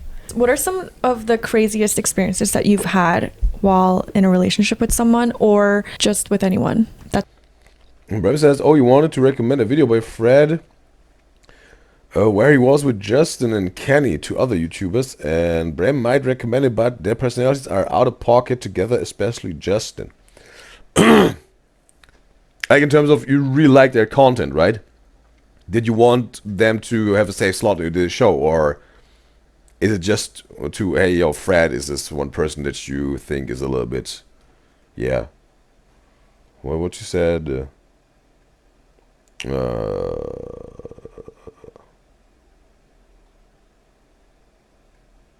that he has this, yeah, maybe not that appealing personality or whatever, right? Like, with this recommendation would be interesting to know also. That's a boy. But yeah, feel free to recommend, Brem. I have two. I don't have any. I have I have one like tea and then one that's like more serious. Okay, go on. Which one would you guys like to choose? Tea. Okay, so guys, there's this guy, as I was talking about earlier on the episode, about my crush Bob. Crush? As I was talking about earlier on the episode. Oh, this nasty thing he said then later on. About the crush, my crush Bob. Let's name him Bob. Okay, Bob. So Bob and I had history, right? As I told you guys, we rekindled last year Of high school. And he and I became friends. And then we became a situationship. It wasn't even... Bro, that's also the thing, bro. The situationship, there was also the other term, right? Talking stage and a situationship, bro. All this, bro. What? You also had this with when we were talking about the trippers. What do you mean, bro? What do you mean? Situationship. This is again like, oh, we're just texting online, but we haven't met each other in real life, or maybe we see each other in school, but we don't even talk. We just exchange looks, but then at home it's time for texting. It's always, what do you mean with the situationship thing, also, bro? The people come up with all this stuff, bro. Just, bro, make it precise. Just make it precise. Are you dating or not, bro? What are you doing? Can someone make me understand? I would like to understand, bro. Because again, the situation is, again, I think how people subjectively define it, right? A situation for someone, person A is different than for person B, right? Talking situation, bro. What? You're in a situationship, because like situationship is when you're basically dating, you know? Yeah, okay, at least she gave a little bit of information, you know? It wasn't even a situationship, because like situationship is when you're basically dating, you know? We weren't like basically dating. Okay, but yes. Situationship is basically dating? What? What? What? Why don't you call it dating if you're dating? Why do you call it situationship if you're dating? Like what, bro? What? I told him Or like exclusive. no, not even exclusive. Well, I told him like I don't want to date anyone, and he also said he doesn't want to. No, basically dating. You know, we weren't like basically dating. I told him Or like exclusive. no, not even exclusive. Well, I told him like I don't want to date anyone, and he also said he doesn't want to be dating anyone. So I was like, period. But we fell out and we got into like a huge argument and whatever. And at the If you tell me, okay, we're not dating because we don't want to date, we don't have to have this that serious and committed or whatever, but we still want to shag. Okay, that's friends with benefits. I can wrap my head around this. That's a term I can work with because it's very clear, right? Like that's the thing, friends with benefits, right? We're just shagging, but it's all platonic, right? But both partners need to be able to do this, right?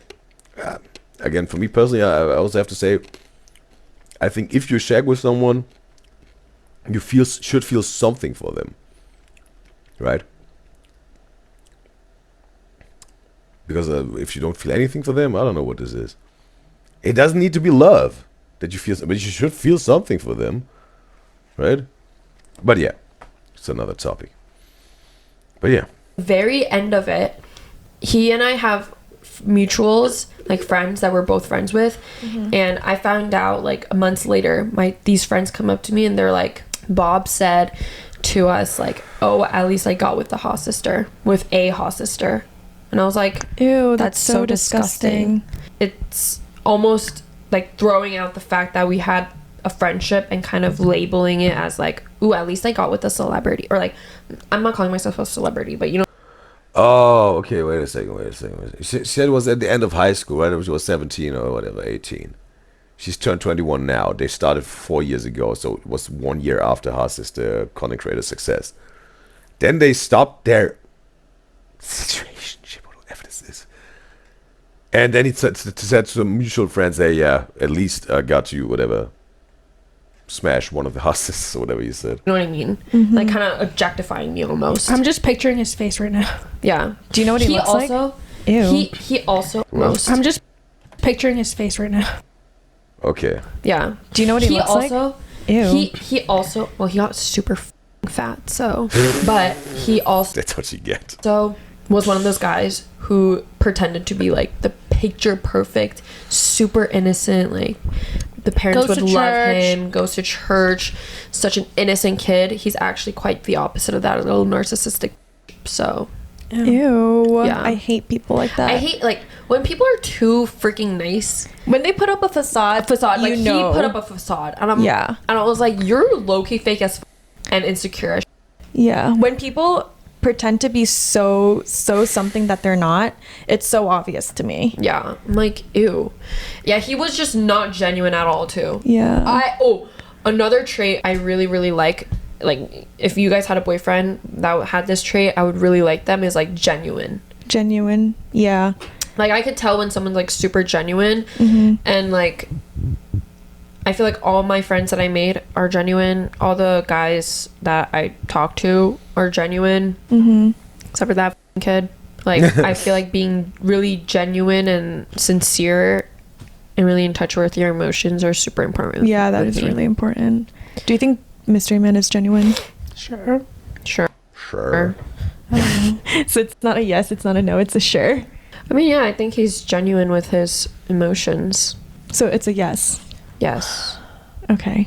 Okay, Emily, time to go to sleep. It's like a little out of touch sometimes, and it makes me like little like what the Like what? Like you guys getting a helicopter? not even that, just like remember in the glass house when he got off the plane because he couldn't stay there for 5 more minutes. Oh.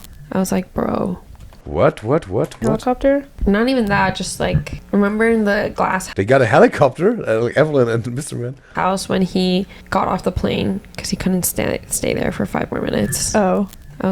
He got off the plane because of the glass house? What are they talking? What? I was like, bro. Yeah, he's a little dramatic.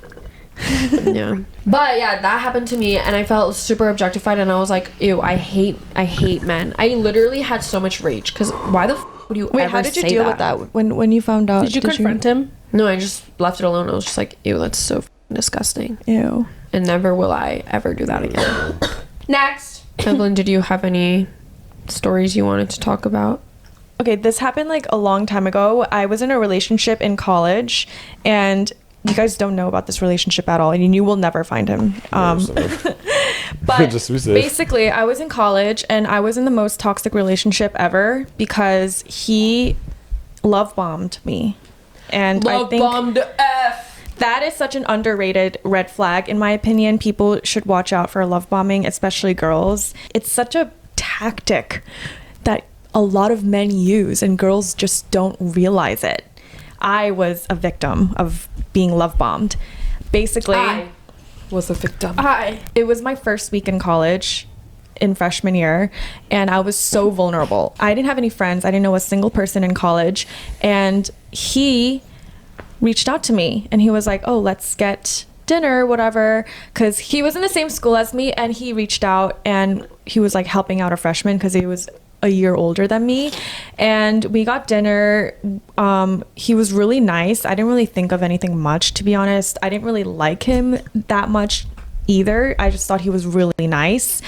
And after one dinner, we got lunch the next time, food the next time, and then by the fourth time we got food together, I think he thought we were on a date or something.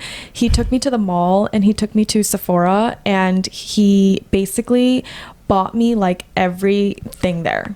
He Literally everything. Evelyn comes back With from so much school. But wait a second. What's the reason that you let a dude buy you essentially the whole Sephora, as you said? Like, you met this dude 4 times, and this dude takes you on a shopping spree. Like, I don't know how much money he spent on you. What's the reason that you're taking all these goodies from this stranger almost? Not stranger, but again, you met this dude 4 times. And had, whatever, 20-minute meal with them. And then you let this dude, I don't know, buy the whole Sephora empty for you? What? What's the reason that you would even accept this? And she just has piles on piles of makeup. Like, you would have thought the company gave PR to her. Yeah, and I was actually quite shocked myself because I didn't think he was rich or something, but apparently he was able to afford that. He literally took me on a shopping haul and was like, oh, you can pick out whatever you want. I'll spoil you. You deserve to be spoiled. And in my head, I'm like, oh yeah, I do deserve to be spoiled. I mean, okay, that this dude is offering this and is paying this stuff, then I mean, let's hear out to the end of the story, right? That this dude is doing this right away. I don't know if he says that he's a Rockefeller and generous, and then he doesn't expect anything back. Okay, then if this is giving you the joy of life, bro, okay, but maybe there will be something at the end, trying to take advantage. He was priming this a little bit, but also I have to ask, bro, what's the reason that you, as Evelyn in this situation, would be the reason that you accept all this stuff from a dude, I don't know, you maybe met 1 or 2 weeks ago, first week of college, she said. So I don't know, maybe like went to lunch 2 times a week to know this person for 2 times, 20-minute lunch each, so you know them for not even half an hour, and you let them buy all this stuff and accept this stuff. That's also not really I think the absolute best thing to do, to also accept all those free goodies. And then this dude maybe she bite the bait, right? I think both moves here of him and her maybe not the best thing to do. So in my head, it didn't register to me as love bombing. It just registered to me as normal because obviously I need to get the princess treatment I need to get. Okay, now she's talking a little bit more, sarcastic about her younger, more naive self. Okay. So after that, Dad maybe even teach her, hey, don't take all the free gifts and presents, and I want to spoil you from any stranger or dude you just met a few days ago, whatever. That maybe teach her a lesson. Okay. he asked me out a week later. Need to get. So after that, he asked me out a week later, and he basically, I remember, he gave me an ultimatum. Yeah, he was like, if you don't date me, then we're not going to be friends and we're never going to see each other ever again. And that scared me because I remember when he asked me out, I was like, bro, we've been talking to each other for a week. And you're telling me I can't ever see you again if I say no. And you're telling me we need a date. So it happened even within a week. It's not even 2 weeks. And she let this dude take her on this whatever shopping spree to get all this stuff. Oh, man. I mean, right? Again, that this dude does this and then is trying to, if it is like that, he say like, hey, I bought you all this stuff, now you have to date me. That's weird, right? And he's trying to, whatever, get good in her books by giving her money that he then is allowed to or can force her to date him. That's obviously weird. But aside from the shopping spree thing, right? If this dude just says, hey, I'm not really interested in a friendship with you. I'm romantically interested in you. I want to go on a date with you. If you don't want to go on a date with me, totally fine, right? No, it's absolutely non-committed here. But I'm not really gonna invest time to be a friend of yours. If I'm gonna invest time in a time spent together with us two together, it would be a date for me, right? Because I have romantic interest. If that can't happen from your side because you got no romantic, totally fine, then I think it's just the best that we just spend our time with that what each of us wants, right? Just to make it clear, right? But don't go, hey, do you want to go on a date next week? Let's, whatever. We can whatever. You want to go on a date next week, like grabbing drinks. But if you don't go on this date with me, we won't ever talk to each other again, all right? If you do, again, weird. Who does this? I don't know if this dude really did this like this, but maybe he did it like this. Did it do it like this, right? What I want to say is just bottom line. Be very clear what you want from the other person, right? But don't say, hey, let's go on a date, and the same sentence say, hey, let's go on a date, and if you don't do it, we won't see each other again. Let them answer first, right? Like, hey, let's go on a date, and then see where it goes, right? If you notice, like, ooh, they're flaking all the time, or they just want you to orbit them, or whatever, you can say, I'm not looking for a friendship with you. I'm looking to get to know you better in a romantic way. If that can't happen for you, totally fine. But then I have to tell you, I have to invest my time now different. It won't be something friendship platonic wise with you. I hope you can understand this, because that's my decision, and I wish you the best, right? Cool. Absolutely clean. And then you go and talk to someone that wants to also know you romantically, and wants you to ask them out on a date and go on a date with you, right? And then you have the match there, and maybe this other person, they will find their friends they're looking for. You know what I mean? Just be clear in your communication, bro. And don't make it weird and all this stuff. Inviting someone after 4 times lunch within 1 week of 20 minutes, invite him to a shopping spree with a gazillion products of makeup, and also don't be the one who accepts this gazillion products of makeup after 1 week from anyone. Don't be also this person. And then whatever, forcing some dates and whatever, like ultimatum type of stuff. Yeah, but I think Evelyn also noticed, like, she was a little bit naive in this situation. Just say what you want, bro. Just say what you want, bro. Just communicate clearly. Say what you want and say what you don't want anyone to do to you, right? Or just tell people what they have to stop in terms of behavior towards you, and tell them what you want from them, right? Just tell people what you want from them, and then you can work with it. It's clear communication. Obviously, There can be then also a little bit of the proper tone of voice and the proper vibe to it. What you say, don't right, but also don't right. Just grounded, directly, right, but also thoughtful, understanding, but also dominant.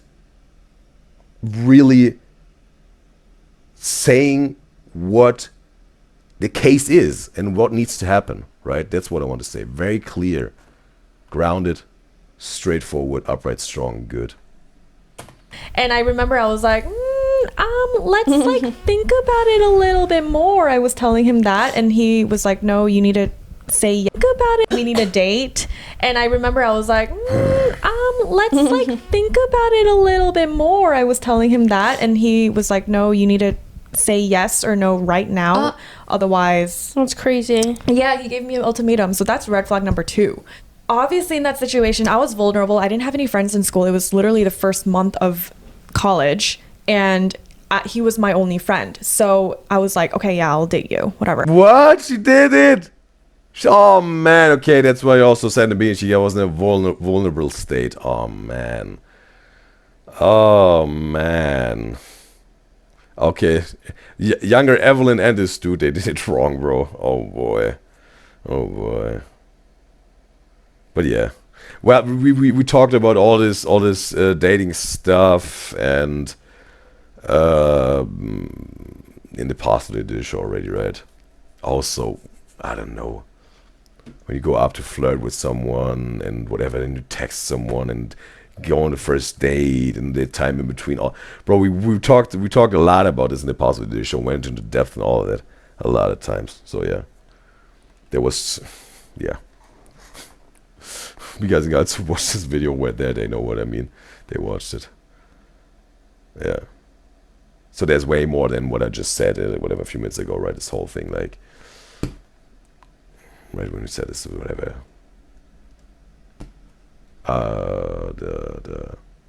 Someone wants you to orbit around, and then whenever flake in and whatever, you see that's not really going where you wanted to go, and all this.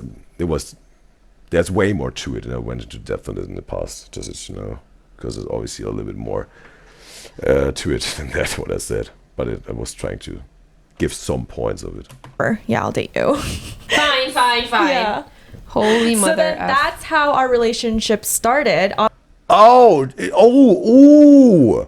wait, yeah, we're still talking about a dude that you really had a committed relationship with. Oh boy.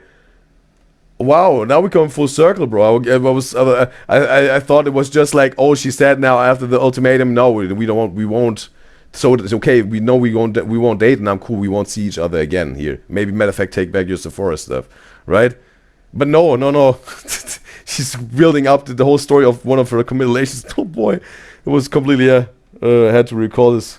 Obviously, I really liked him because he was so nice. He was literally treating me like a princess. The first 3 months of my relationship with him felt like I was high.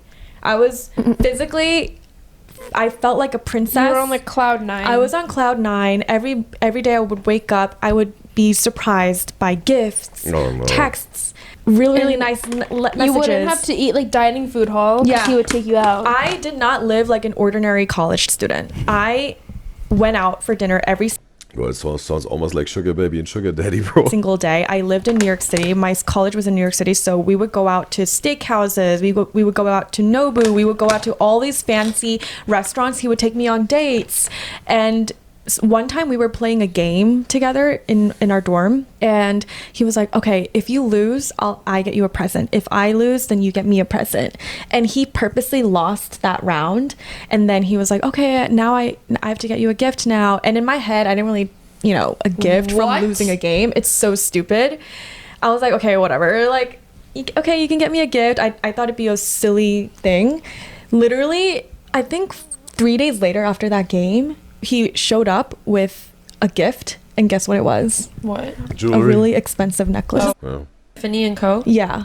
No way. Guys, the amount of gifts Evelyn received from this man. He got we me. still used. It's going to be passed down in our family. He got me.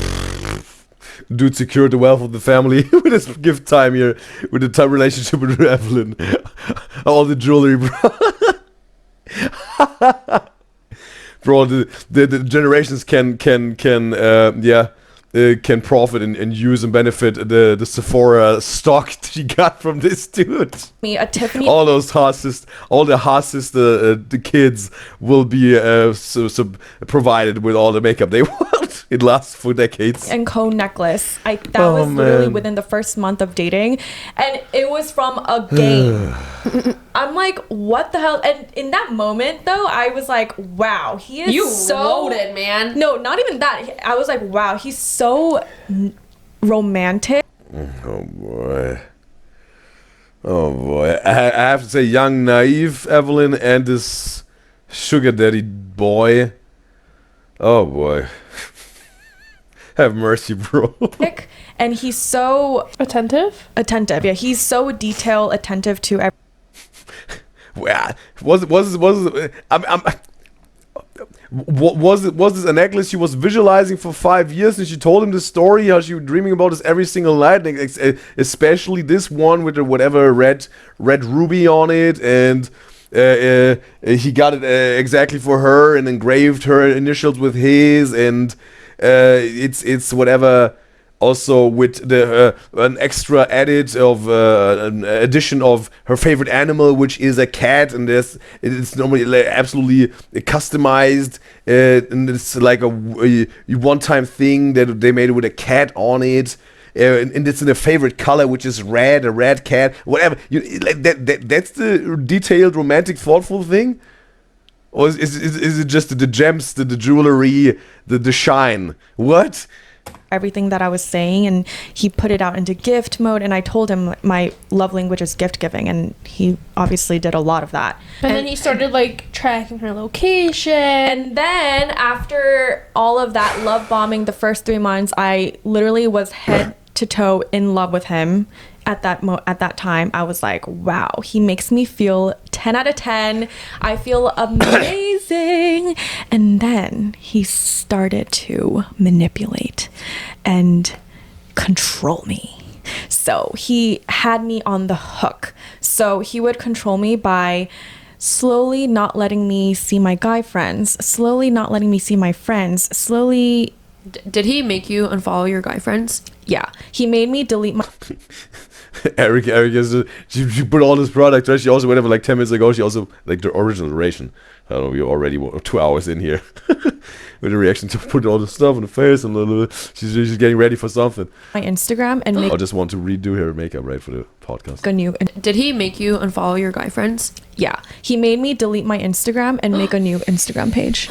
Yeah. He made me unfollow every guy that I was What? following. Oh, he would be tripping balls if you guys were dating now. Imagine Why? like, as an influencer. Oh, yeah. He would. I know. He would make you Sometimes... quit your job. No, literally. I literally was thinking about it the other day. I'm like, damn, if I met him now, there was no chance that we would ever You be would dating. never had a YouTube Never channel seen if you guys were still dating. Yeah, exactly. He controlled the F out of me. I was saying hi to a classmate that's a male, and he got mad at me for that. He had male organisms, and I said hi, and he Yeah. I flipped. simply waved my hand. I sent a little Facebook message asking my guy friend, my classmate, what the homework was, and he got mad at me for that. No Yeah. way. And he on my Instagram, I had pictures of myself that my ex Erica is essentially just swallowing the mic, bro. took of me. And he on my Instagram, I had pictures. This is also this one. Is there something you want to tell your mom? Yeah. This dude is drunk. I don't know, a soccer fan or whatever. Where the carnival. I don't know where they were. Still, I think the old interview had like a hat on, right? And it's asking this blonde dude, like, you want to tell something? Is there something you want to confess to your mom? Yeah. Pictures of myself that my ex took of me. And he went through all my photos and he's like, who took this photo? And I'm like, oh. No way. And I was like, oh, my ex Bro, did. what? And he made me delete it.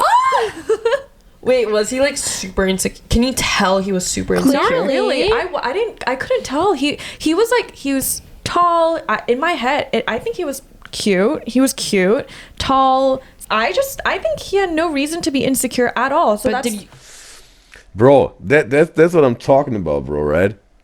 As a dude.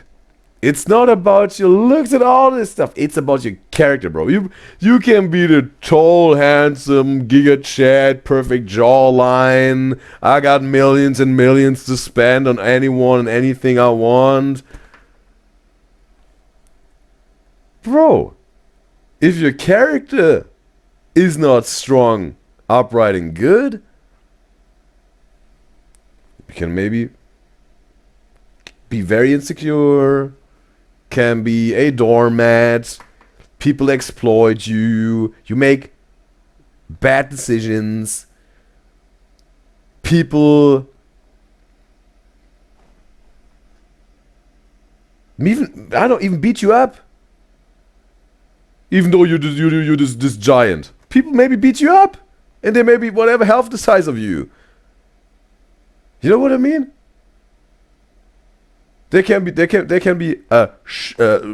dude. They can be considered short by society, and maybe don't have $1 to his name. This dude, if he has a good character, he can make a lot of stuff happen. People gonna respect him. Women gonna love him. Not all of the women. Not all of the dudes, right? Not all the dudes gonna respect him. All the women will love him. But I tell you, the right people will love. The right woman will love him. The right man will respect him, because he's then true to himself, right? He's strong, upright, and good, aligned with his intuition, integrity. He's watchful of himself. And just really lives his truth and his trinity, right? And with for the fullest of his soul, spirit, and body. And this trinity and all this, there's nothing religious to me. It's just a fact of the human existence for me, right? And then this dude will make the million, billion, gazillion bucks, right? The dude will make the best out of his life because he had a good character. And whatever tall, handsome, giga chat millionaire boy was left behind at some point. Way sooner than later. If not already.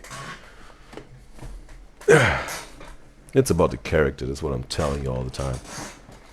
It's not about all this other stuff, it's about your character, bro. That makes all the magic happen. That makes all the good value, success happen in your life as a man. It's your character, bro.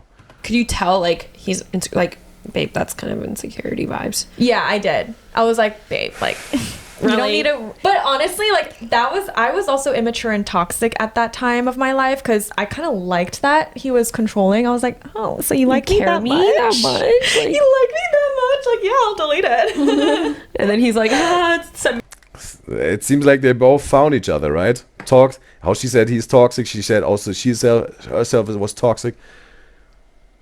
Same and same goes together, right? They were maybe attracting each other with their toxicity, and yeah, I don't know how long they made it work. Give me a picture of where you are. Okay, babe, this is getting a little too far. Yeah.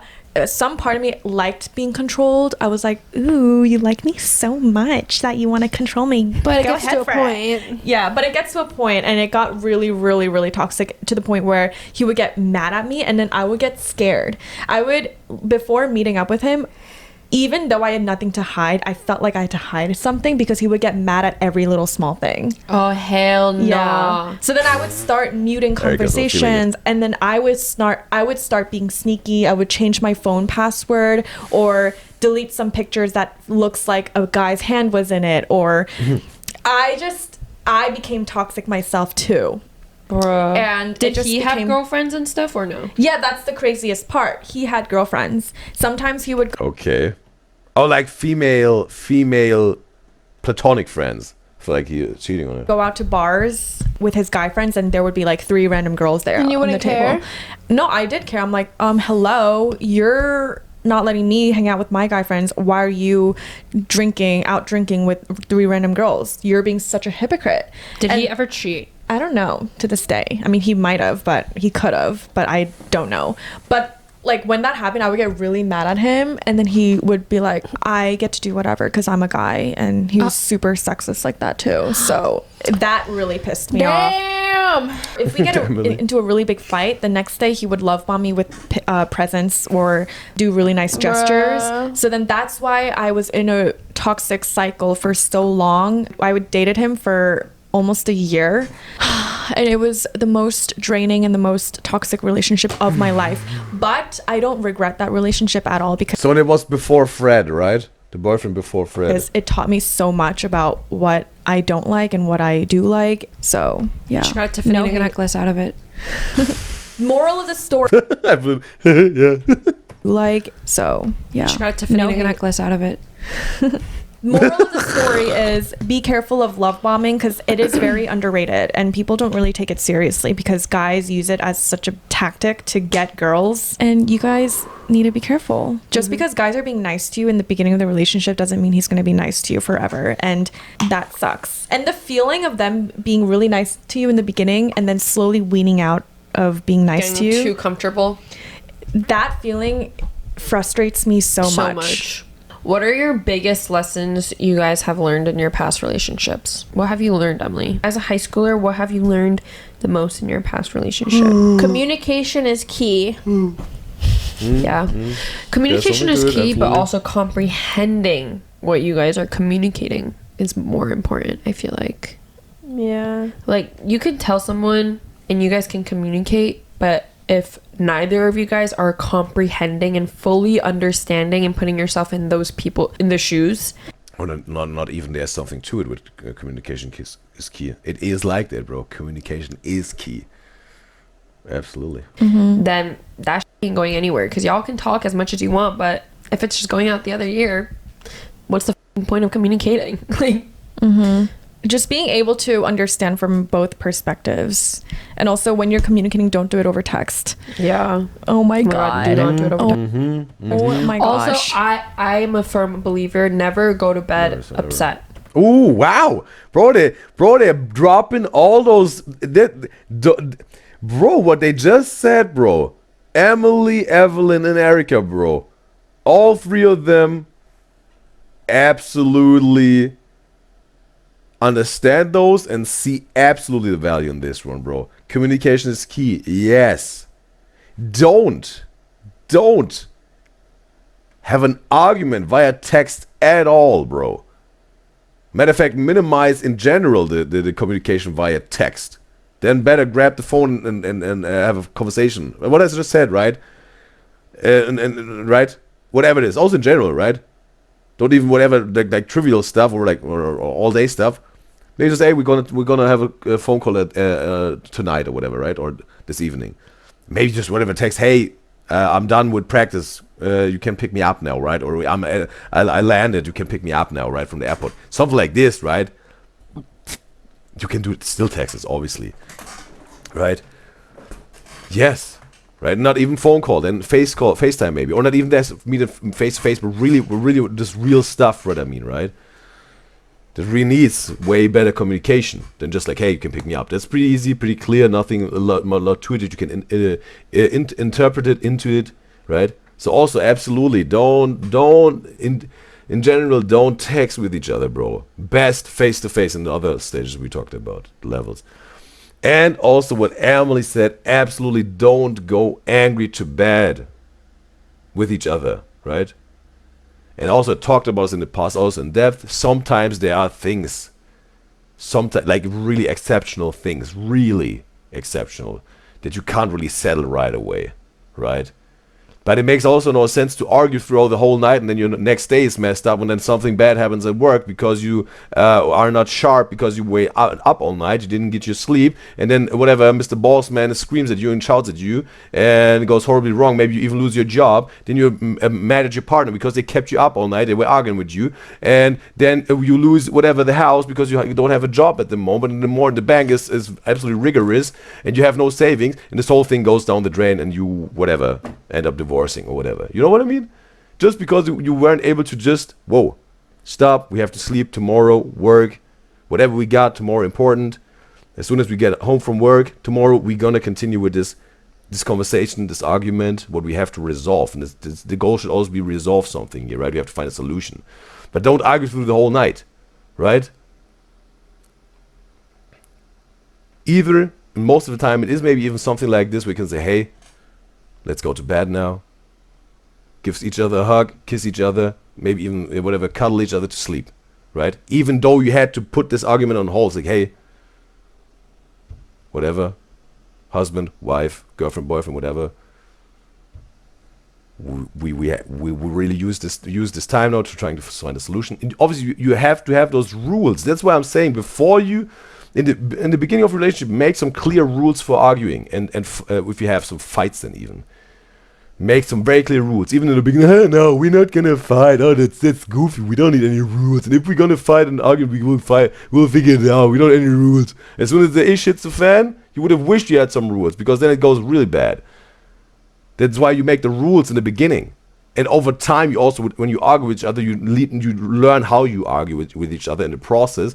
And you can set new rules as soon as this argument, you overcome this argument. New learnings, new rules in our book now for the arguing. You know what I mean? So important, so valuable, bro. You have to have some rules as a couple when it comes to arguing and fighting, bro. That can save your marriage or your relationship. And again, not a therapist, not a counselor, whatever. Just a dude sharing his ideas and thoughts here. Yeah? And yes. And again, I know there are really exceptions where you can say, no, I can't sleep next to this person right now. They did something so bad, so wrong, so horrible, obviously. You can't hug them now, you can't kiss them, you can't cuddle them, you don't even want to be in the same room with the same building with them, maybe, because it was so bad and wrong and horrible what they did, obviously, right? But those would be very exceptional. And if this happens all the time, they do something like this, maybe you got the wrong partner to begin with. You shouldn't be in a relationship with someone who does this regularly, something that bad and wrong and horrible. It makes you feel like you get off of me, right? I can't see you, whatever, maybe not even for a week. You know what I mean? If this, maybe something really happened and there was, just really was a rare thing that happened, but it was really bad, really wrong, really horrible. Maybe then even, wait. Still, I have to take my time now. I will leave now. I will sleep tonight at whatever, my friend's place, right? Or my mom's place. Or my sister's place, right? Or I will have to take 3 days. I need some distance now. I need some room to really evaluate and think this all through, right? Or even a week, right? I will stay there and there and there, right? Sometimes even there again. Maybe it's some crazy, horrible stuff where you even don't want to tell them where you are at the moment because they will show up. And it will escalate even more if they know where you're going, right? But again, you see, if it gets that crazy, bro, you should reconsider even being with this person. And it should be also maybe something, right, in the beginning, or that you learned over the time when you were arguing. They can't give you the space if you need it because they will follow you around. They will show up at the place where you stay. And you said then, hey, that's a new rule. I don't want you to show up when I need my space. Right? You sabotaging our process in finding a solution to this argument when you show up there. You make it worse. If they understood it then, okay, you set the rule, they won't do it again, cool, they lesson learned. But if I keep on doing this, maybe you say, okay, if you did this now, I told you once, you did it again, I won't tell you anymore where I stay if I have to have my space for a night or 3 days or a week. So that's on you. You had the chance, right? You see, this is very engaging, this podcast. I like it, bro. I love engaging stuff. But no, I really like this podcast, and I love to engage in this stuff. That's what I mean. Yeah. So if you guys got into a fight, don't go to bed upset. Yeah, I totally agree with that. What do you think about, as a public figure, making your relationships public to social media? I think it's bad. Yeah, same. Because then people will start commenting on your relationship, and then you'll start believing those comments, and then you'll start even romanticizing your own relationship, I feel like. Yeah. And then just like want to make your relationship look really good for the camera. Well, here's the thing. I think making content just about your relationship is bad, because then it becomes a business. Then you're entertaining. Yeah, then every little, surprise you do or activity you do, it's for the camera, not for the actual experience. Bro, I said so much in this video, bro. Should we start a podcast? We have so many things to talk about.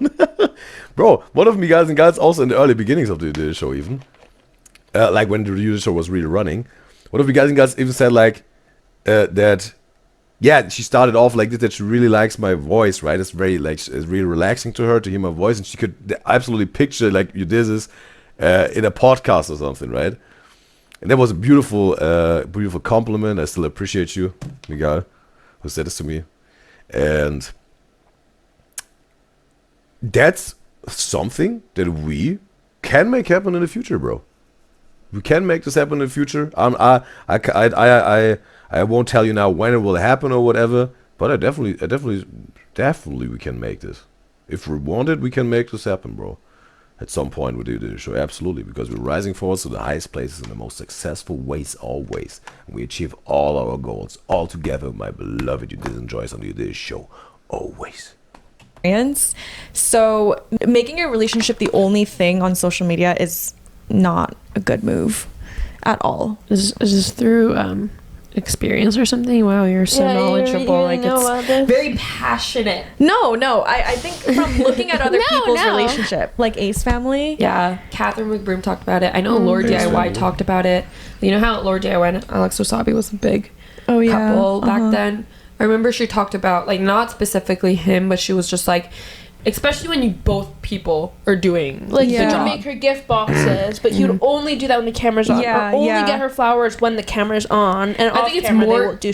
Yeah, I think it's more dangerous when both people do social media. It's just so performative. Yeah, it's so performative. When the camera's rolling, he'll be extra nice to you and extra do romantic gestures that you normally wouldn't do, just so that you see. Ooh, okay, that means it just all becomes a big act, right? As long as the cameras are on, that would definitely be something you have to deal with them, right? If it comes, what is that? It's only putting on an act on the camera, and then maybe they feel left out a little bit as soon as the camera shut off. Like both ways, maybe even, or it feels even unreal, right? It feels even fake then, like the stuff that is not on camera or the stuff that is on camera. Or both, right? And all of a sudden you get lost in the sauce or whatever. Seem a little bit more romantic. This is why, really cut the bull. I would never want to date an influencer. Yeah, no I would offense. never date an influencer I don't ever want to date someone who's on social media. Yeah, please do not get. I'd rather get me away I'd from rather be influencers. single for life than have to get through that. Yeah, I do not. I never want to date a guy Never that said does never. social media, because Again? they know. Huh? Again, What do you mean? because you already did. Oh yeah. Fred, right? Fred. He's talking about Fred now. Again, but did he start YouTube before he was with Evelyn, or it just happened in the relationship that he turned into an influencer or started his YouTube channel? Because they know. Yeah, I don't want to do that ever again. Yeah, I like those family channels where it's like, Avery Woods, like she's a public figure, but her husband's like to himself, has his own thing, goes to work and does that, and it's like private. Yeah. I prefer that. Oh my than, god, like, there's this family channel called KKBNG. She's like a white mom and a Vietnamese dad. I freaking love them. Really? Like, it does not seem... Do you still watch them? I like time to time. But they just like make vlogs about their day, but it's nothing like Ace It's- Family, like super vloggy. I just like genuine stuff. Yeah. And as soon as it comes off performative, like Ace it Family icks me was out. genuine up until it wasn't. Yeah. Until they use like clickbait and whatever. Until Yeah. they realize that their relationship can get them bigger, and then And use it as Just a go out of business. hand. Yeah. Do you want to talk about your public relationship, Evelyn, or no? Well, Did you ever feel like the content you filmed was just for content? sometimes. Yeah. Sometimes it was definitely for content, and it was not that enjoyable for me. I don't even remember all the tea. I just think he wasn't mature enough for you. Yeah, we just had different goals in life, and Says literally everyone. Sick of the same excuse. yeah, we just literally had different goals in life. It feels like I was a little bit more. Ooh!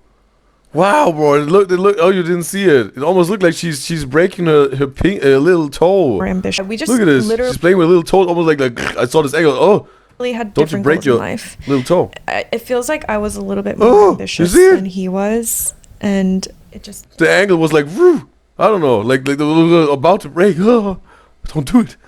didn't click.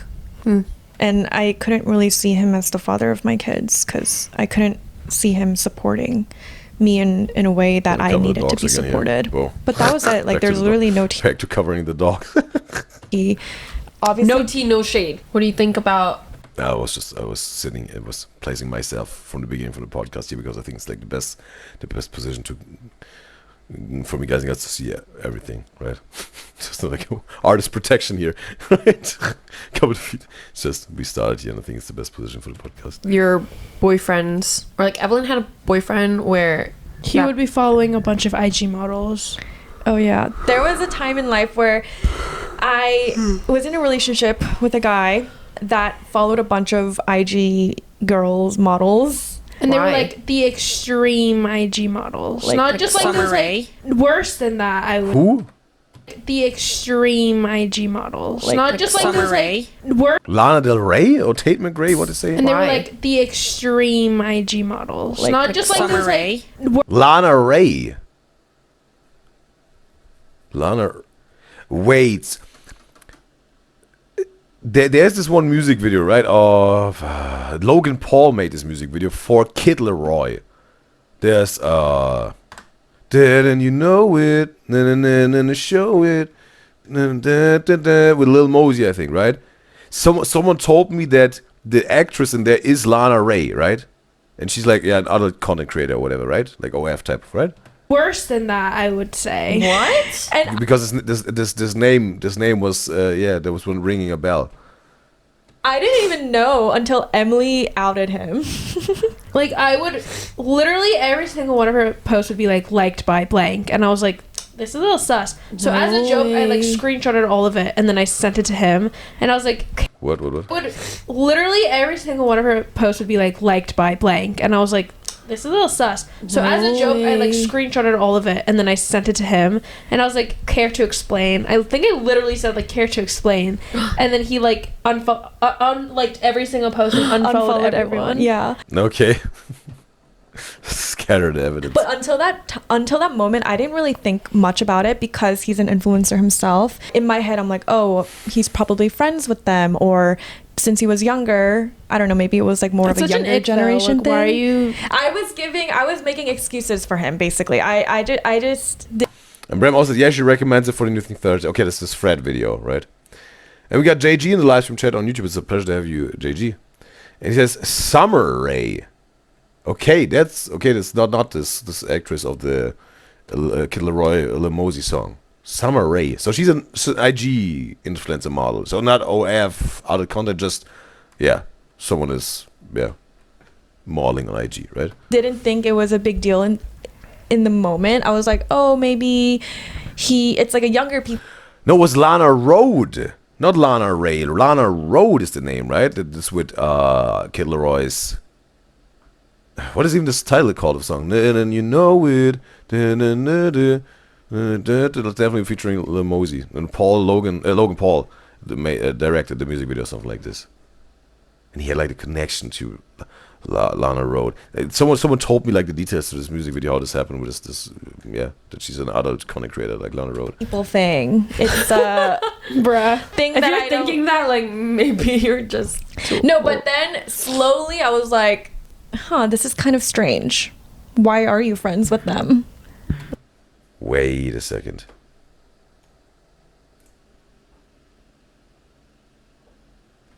You see like, not whatever, no, to say like, ooh, look at her feet or whatever, like, ooh, no, but you see like on Evelyn's, it's just, I just noticed it, on Evelyn's foot, at the root of her little toe, right, pinky toe, little toe, there's this bump, this red bump. You see this? This is like a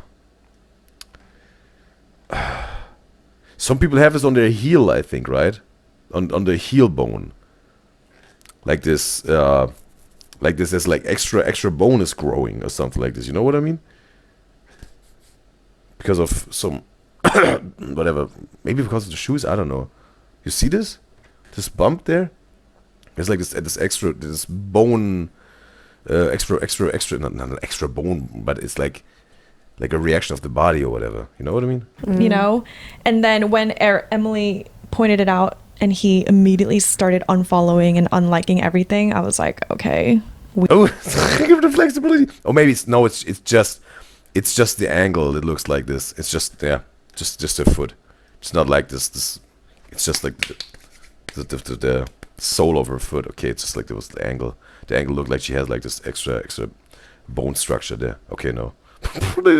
When she's moving her little pinky toe, like Weirdo. It was like some pics I was like, damn. And he liked it. Yeah, it was like everything was liked, and I was like, this is so weird. Like I'd never date a man who's liking these type of posts. And then when I confronted him, he was like, I just scroll on my feed and just like it. Every guy says, it's like, I like everything on my feed. He's like, I just like it without thinking about it. And I was like, okay. That is so Yeah. What would you do if your current boyfriends are liking IG model pictures? that's a big topic to talk about. And JG says she might have a 6th toe and broke it off. He's just joking. Yeah, I don't know. Maybe I was just seeing it wrong. Maybe it was just the angle that make it look like this. I would be icked out. I'd be icked out and be like, Like, ew. It's this behavior. And I get it's not like ooh, look at her feet. Ooh, what she got. Not at all. I just look at details, what I see, and talk about it. It'd be Not to whatever. Oh, look at Evelyn's feet. Like it's this and this and this and that. You know how it goes into this show. We're reacting to stuff. I find details. It's not that I stare at those feet like, ooh, is there something? No. This overall, when we react to videos, I see details. I like to see details, find details, talk about the details, share ideas and thoughts about it. Just to make this very clear. A deal breaker? a deal breaker. Evelyn be using hands instead of her words. Would it be, like...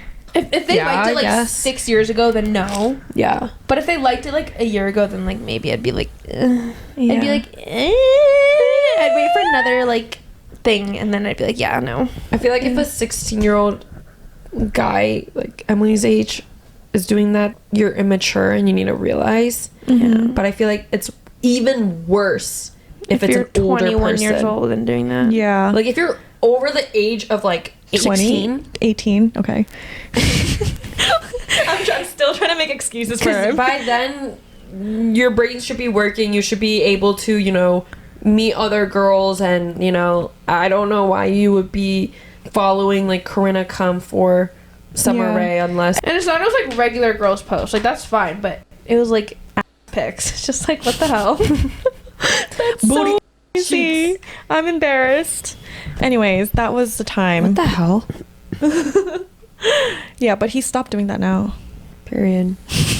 Congrats. What? Like she's talking about mystery man. Mystery man. No, she said is an influencer. Because he's an influencer himself, right? That's why she thought maybe the Instagram model friends or whatever. And Mr. Man is not an influencer, obviously. So it's Fred she's talking about right now, maybe, right? Fred's Go king. you. Let's go. Okay, so Eric, are you seeing some? Are they still friends? Like Evelyn and Fred? That she also says he doesn't do this anymore. That she even knows what is nowadays the case. They still have contact with each other. One. I'm gay. But Emily still said she doesn't like him right from the beginning till now. You. Let's go. Okay, so Eric, are you seeing someone? I'm gay. Finally, she came out. Allegations are true. Yay! Congrats! Just she kidding, came out of guys. the closet. Now you're misgendering me. she came out of the closet. He came out of the closet. Well, Erica's mystery man Loki got exposed on your birthday. Guys, one of my freaking friends posted a story and it was only up for 40 minutes. Wow. And I told her to take it down. His face got exposed. Bro, I'm telling you, bro. I'm telling you. I'm telling you, it's those whatever social media and also like stories type of stuff. Some people got exposed with certain things, and also sometimes it were just things that not of anyone's business even, right? It wasn't even like, oh, they did something that horrible, they got exposed, right? But also sometimes it was just things like what's happening right now in this real moment that we experience here is of no one else's business but the people that are here right now, and someone is just I don't know, with heads in the cloud, or not even heads in the cloud, but they're not really aware of the situation and just make a story, film this whole thing and post it somewhere, and then some things go a little bit wrong and bad because everyone sees it, and that shouldn't have been shown to the people outside of this room what happened, right? And then obviously some conflicts, drama, and bad things can happen because some people are just not aware of the situation, bro. Because they're just not aware of the situation. A lot of you guys found his page.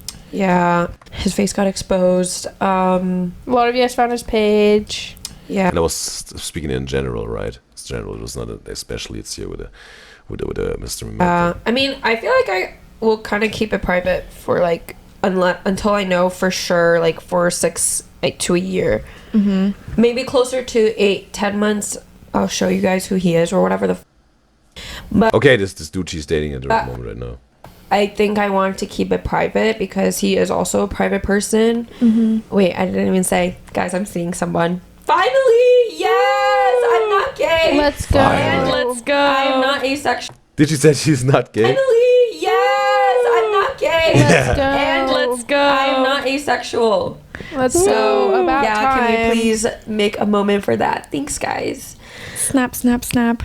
But I think I want to keep it like private-ish until like 8 months. Like if I do vlog, because my boyfriend and I are planning on traveling to Asia this summer, and I do want to vlog. And I was like, then introducing him maybe also to the internet. Should I put his face in it? Because I also want it to be like a fun, casual vlog and not me stressing about keeping his face in it or not. But I think I came to the conclusion that I just want his like voice in it, so he'll just be in the background of it until for sure I know like 8 to 10 months that we're like. Oh, so they're doing like this Mr. Mango Butt and Stephanie Sue type of thing. He's like the vlogger and speaks, but not a face show. That's what face in it or not. But I think I came to the conclusion that I just want his like voice in it, so he'll just be in the background of it until for sure I know like 8 to 10 months that we're like a long-term relationship, you know? Because even though like I really like him, and you know, it's just best to keep it private. Private, but not secret. Don't be snooping too much, y'all, because I know y'all. Some of you guys should be hired as FBI agents. Honestly, you guys are actually. I'm not kidding. It was up for 40 minutes. Someone took a picture. His face was so blurry, and they found like everything about him. Wow. Found his best friend's Instagram. But even before that, Erica posted a picture of her hugging. I mean, how do they even find this, bro? Right? I mean, there's like nowadays this thing like with Google Lens. I think I've only used this once or twice to know how it even works, because it's a pretty cool thing in itself, right? If you see a flower somewhere and you don't know what the flower is called, you would like to know, Google Lens, you find on Google, gives you all that. That's pretty cool, right? Yeah. We're gonna use it a little bit more at some point.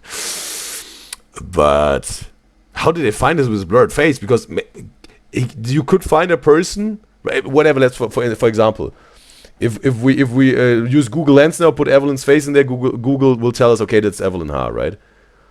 That could probably happen. I see this. But with a mystery man, bro, this dude is not an influencer. There's not a content creator. Nothing.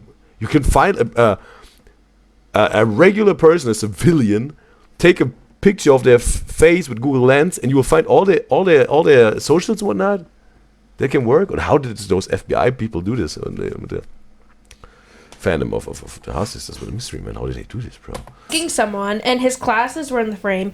And Yes, they found a picture of her Yes. hugging someone, and his glasses. Ooh. But even before that, Erica posted a picture of her Yes. hugging someone, and his glasses were in the frame. And Yes, they found him through the shape of his glasses. It was Wow. literally nothing silver. else. They just stalked my entire following page and found his page.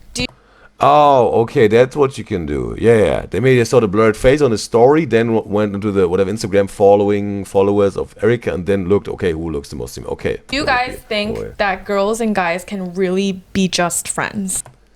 And JG says, okay, he pulled it back. His message. Yes. Yeah. Just my now. current boyfriend has a close friend, and I met her before, and they're like genuinely just friends, and I could tell. It's like, also she's younger, so it's like little sister vibes, but also he has like a friend that's his age, and she has a boyfriend, but and I also have I guy have a friends ton that of I'm guy super friends. close friends. Yeah. I think for me, it's hard for me to agree because every guy friend that I've had always formed crushes for me at the end of it. So because of my personal experiences, I don't think a guy and a girl can truly be friends. I wanted to be really good friends with some guys, but at the end of it all, they always formed crushes on me, and it was so annoying. So to wrap up this video, we're gonna be doing a advice corner. And you guys will Okay, they have the joke of the day in the beginning and the advice corner at the end. be asking us, and I will be answering.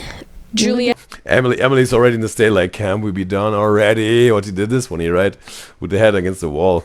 She's a little in this stage, maybe again, like, oh, battery is running low. at 17 asks, should I keep being friends with a girl who is dating a guy that I used to? Or not. Maybe she's just chilling, right? She will know what the case is for her.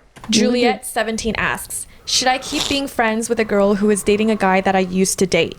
Me and the guy dated like way back and we didn't last long, like 3 months. This is like the obvious. My friends also let me know that they were dating, but it was like after they got together. At this point, I don't really care, but like, do you guys think that a good friend would do that? Bro. No. Hell no. Oh my Yeah. God. That angers me so much. That is not a true friend. Yeah. Yeah, at all. I can't imagine away. any of my close friends dating my exes. That's just weird. That's crazy. so That is weird. She just got your leftovers, man. Yeah. Unless you guys were okay, let's think of some possible scenarios where it could be acceptable. If you guys were dating in 3rd grade, that's like whatever. But like if it was like a Even calling it dating in 3rd grade, bro. Right? Bro, we're again in the situationship, talking stages thing. Also, we had this conversation already with the certain trips or whatever, right? What was it? When Alana was dating Chris for 1 day in also elementary school, right? For me, even that you call this dating, that's for me so outlandish, bro. That's so outlandish for me. You know, this, but again, everyone got their own definition and subjective vocabulary and lingo, whatever they call them. Obviously, there's a dictionary. You have to use this, but but yeah, I mean, like also like the. For me, that's not dating. Like there's like 2 8-year-olds. I don't know. They said for 5 years, hey, let's be married, let's be in a relationship, okay? Oh yeah. And then okay, now let's be divorced. Okay, bye. Till tomorrow. But we still gonna eat lunch. Okay. You know, like it's just, I don't know, bro. This is not dating. Bro. Like that's also, but again, I'm coming from this place with the situationship and talking stage and all this stuff. You know what? This maybe makes sense why I'm, how I'm letting this out now, bro. This is like this stuff, bro. Like, man, I see it so different. I see it so differently, bro. I see this so differently. But everyone has their own view on things, right? Their own perspective. So. a serious relationship that you guys were dating for, then like, Or if you that's like whatever. But like if it was like a serious relationship that you guys were dating for, then like or if you guys, this is like a maybe if both of you guys thought you guys were not a relationship? Well, she did say me and the guy dated way back and we didn't last long, 3 months. So she only dated him for 3 months. I just still think it's weird. Yeah, Yeah. it's weird. I mean, there are stories where it happens, but I guess it just really depends on you if you're okay with it. Yeah. If you're not, girl, that's fake as. And if the girl came up to you and was like, "Hey, I want your mans, I want your leftovers." Jesus, this is the podcast people have been talking about. What people been talking about this podcast? It's pretty new. The Haha podcast is pretty new of the Ha Sisters. I think last week they posted the first episode. So maybe they made it like, yeah, people are maybe, made the word around town called YouTube. This Let your podcast. friend clean it up for you. Case by case, but our answer is no, personally. Yeah, no. Okay, guys. Well, that was it for today's episode. I hope you guys enjoyed this podcast episode. I think we could go on and on and on about like this topic. It's honestly, we have too many stories. We probably have stories beyond what we have said. If you guys were tuned in, let me know. Give us some feedback in the comment. You can also email hahapodcast@hasisters.com to submit any questions or any story times and leave us Feedback. a review. Yeah. Leave us a review on Spotify, Apple, and YouTube. Oh, okay. They also went on all those other platforms. And tag us in your story listening to our podcast, because I love seeing you guys watching our podcast, and I will repost literally everything that you tag me in. So make sure to tag us on everything. Stay tuned for episode 3 next week, and we'll see you guys then. Bye. All right. It's over. All right. It was the very first time reacting to the Haha podcast. Hey, that was engaging. That's what I'm talking about, bro. This podcast, it's it's 1 hour original duration. We're now 2 hours and 40 minutes in. That's why I'm saying, like, those podcasts are so engaging for me. That's why they get very long, our reactions, right? Even more than ×2 Udyzyz show reaction formula, right? Almost ×3 here, right? Because it's very engaging, and I love to engage with things, right? To, share my ideas and thoughts and all this. Cool. And it was entertaining, and therefore I want to give you a like, Haha podcast. There you go.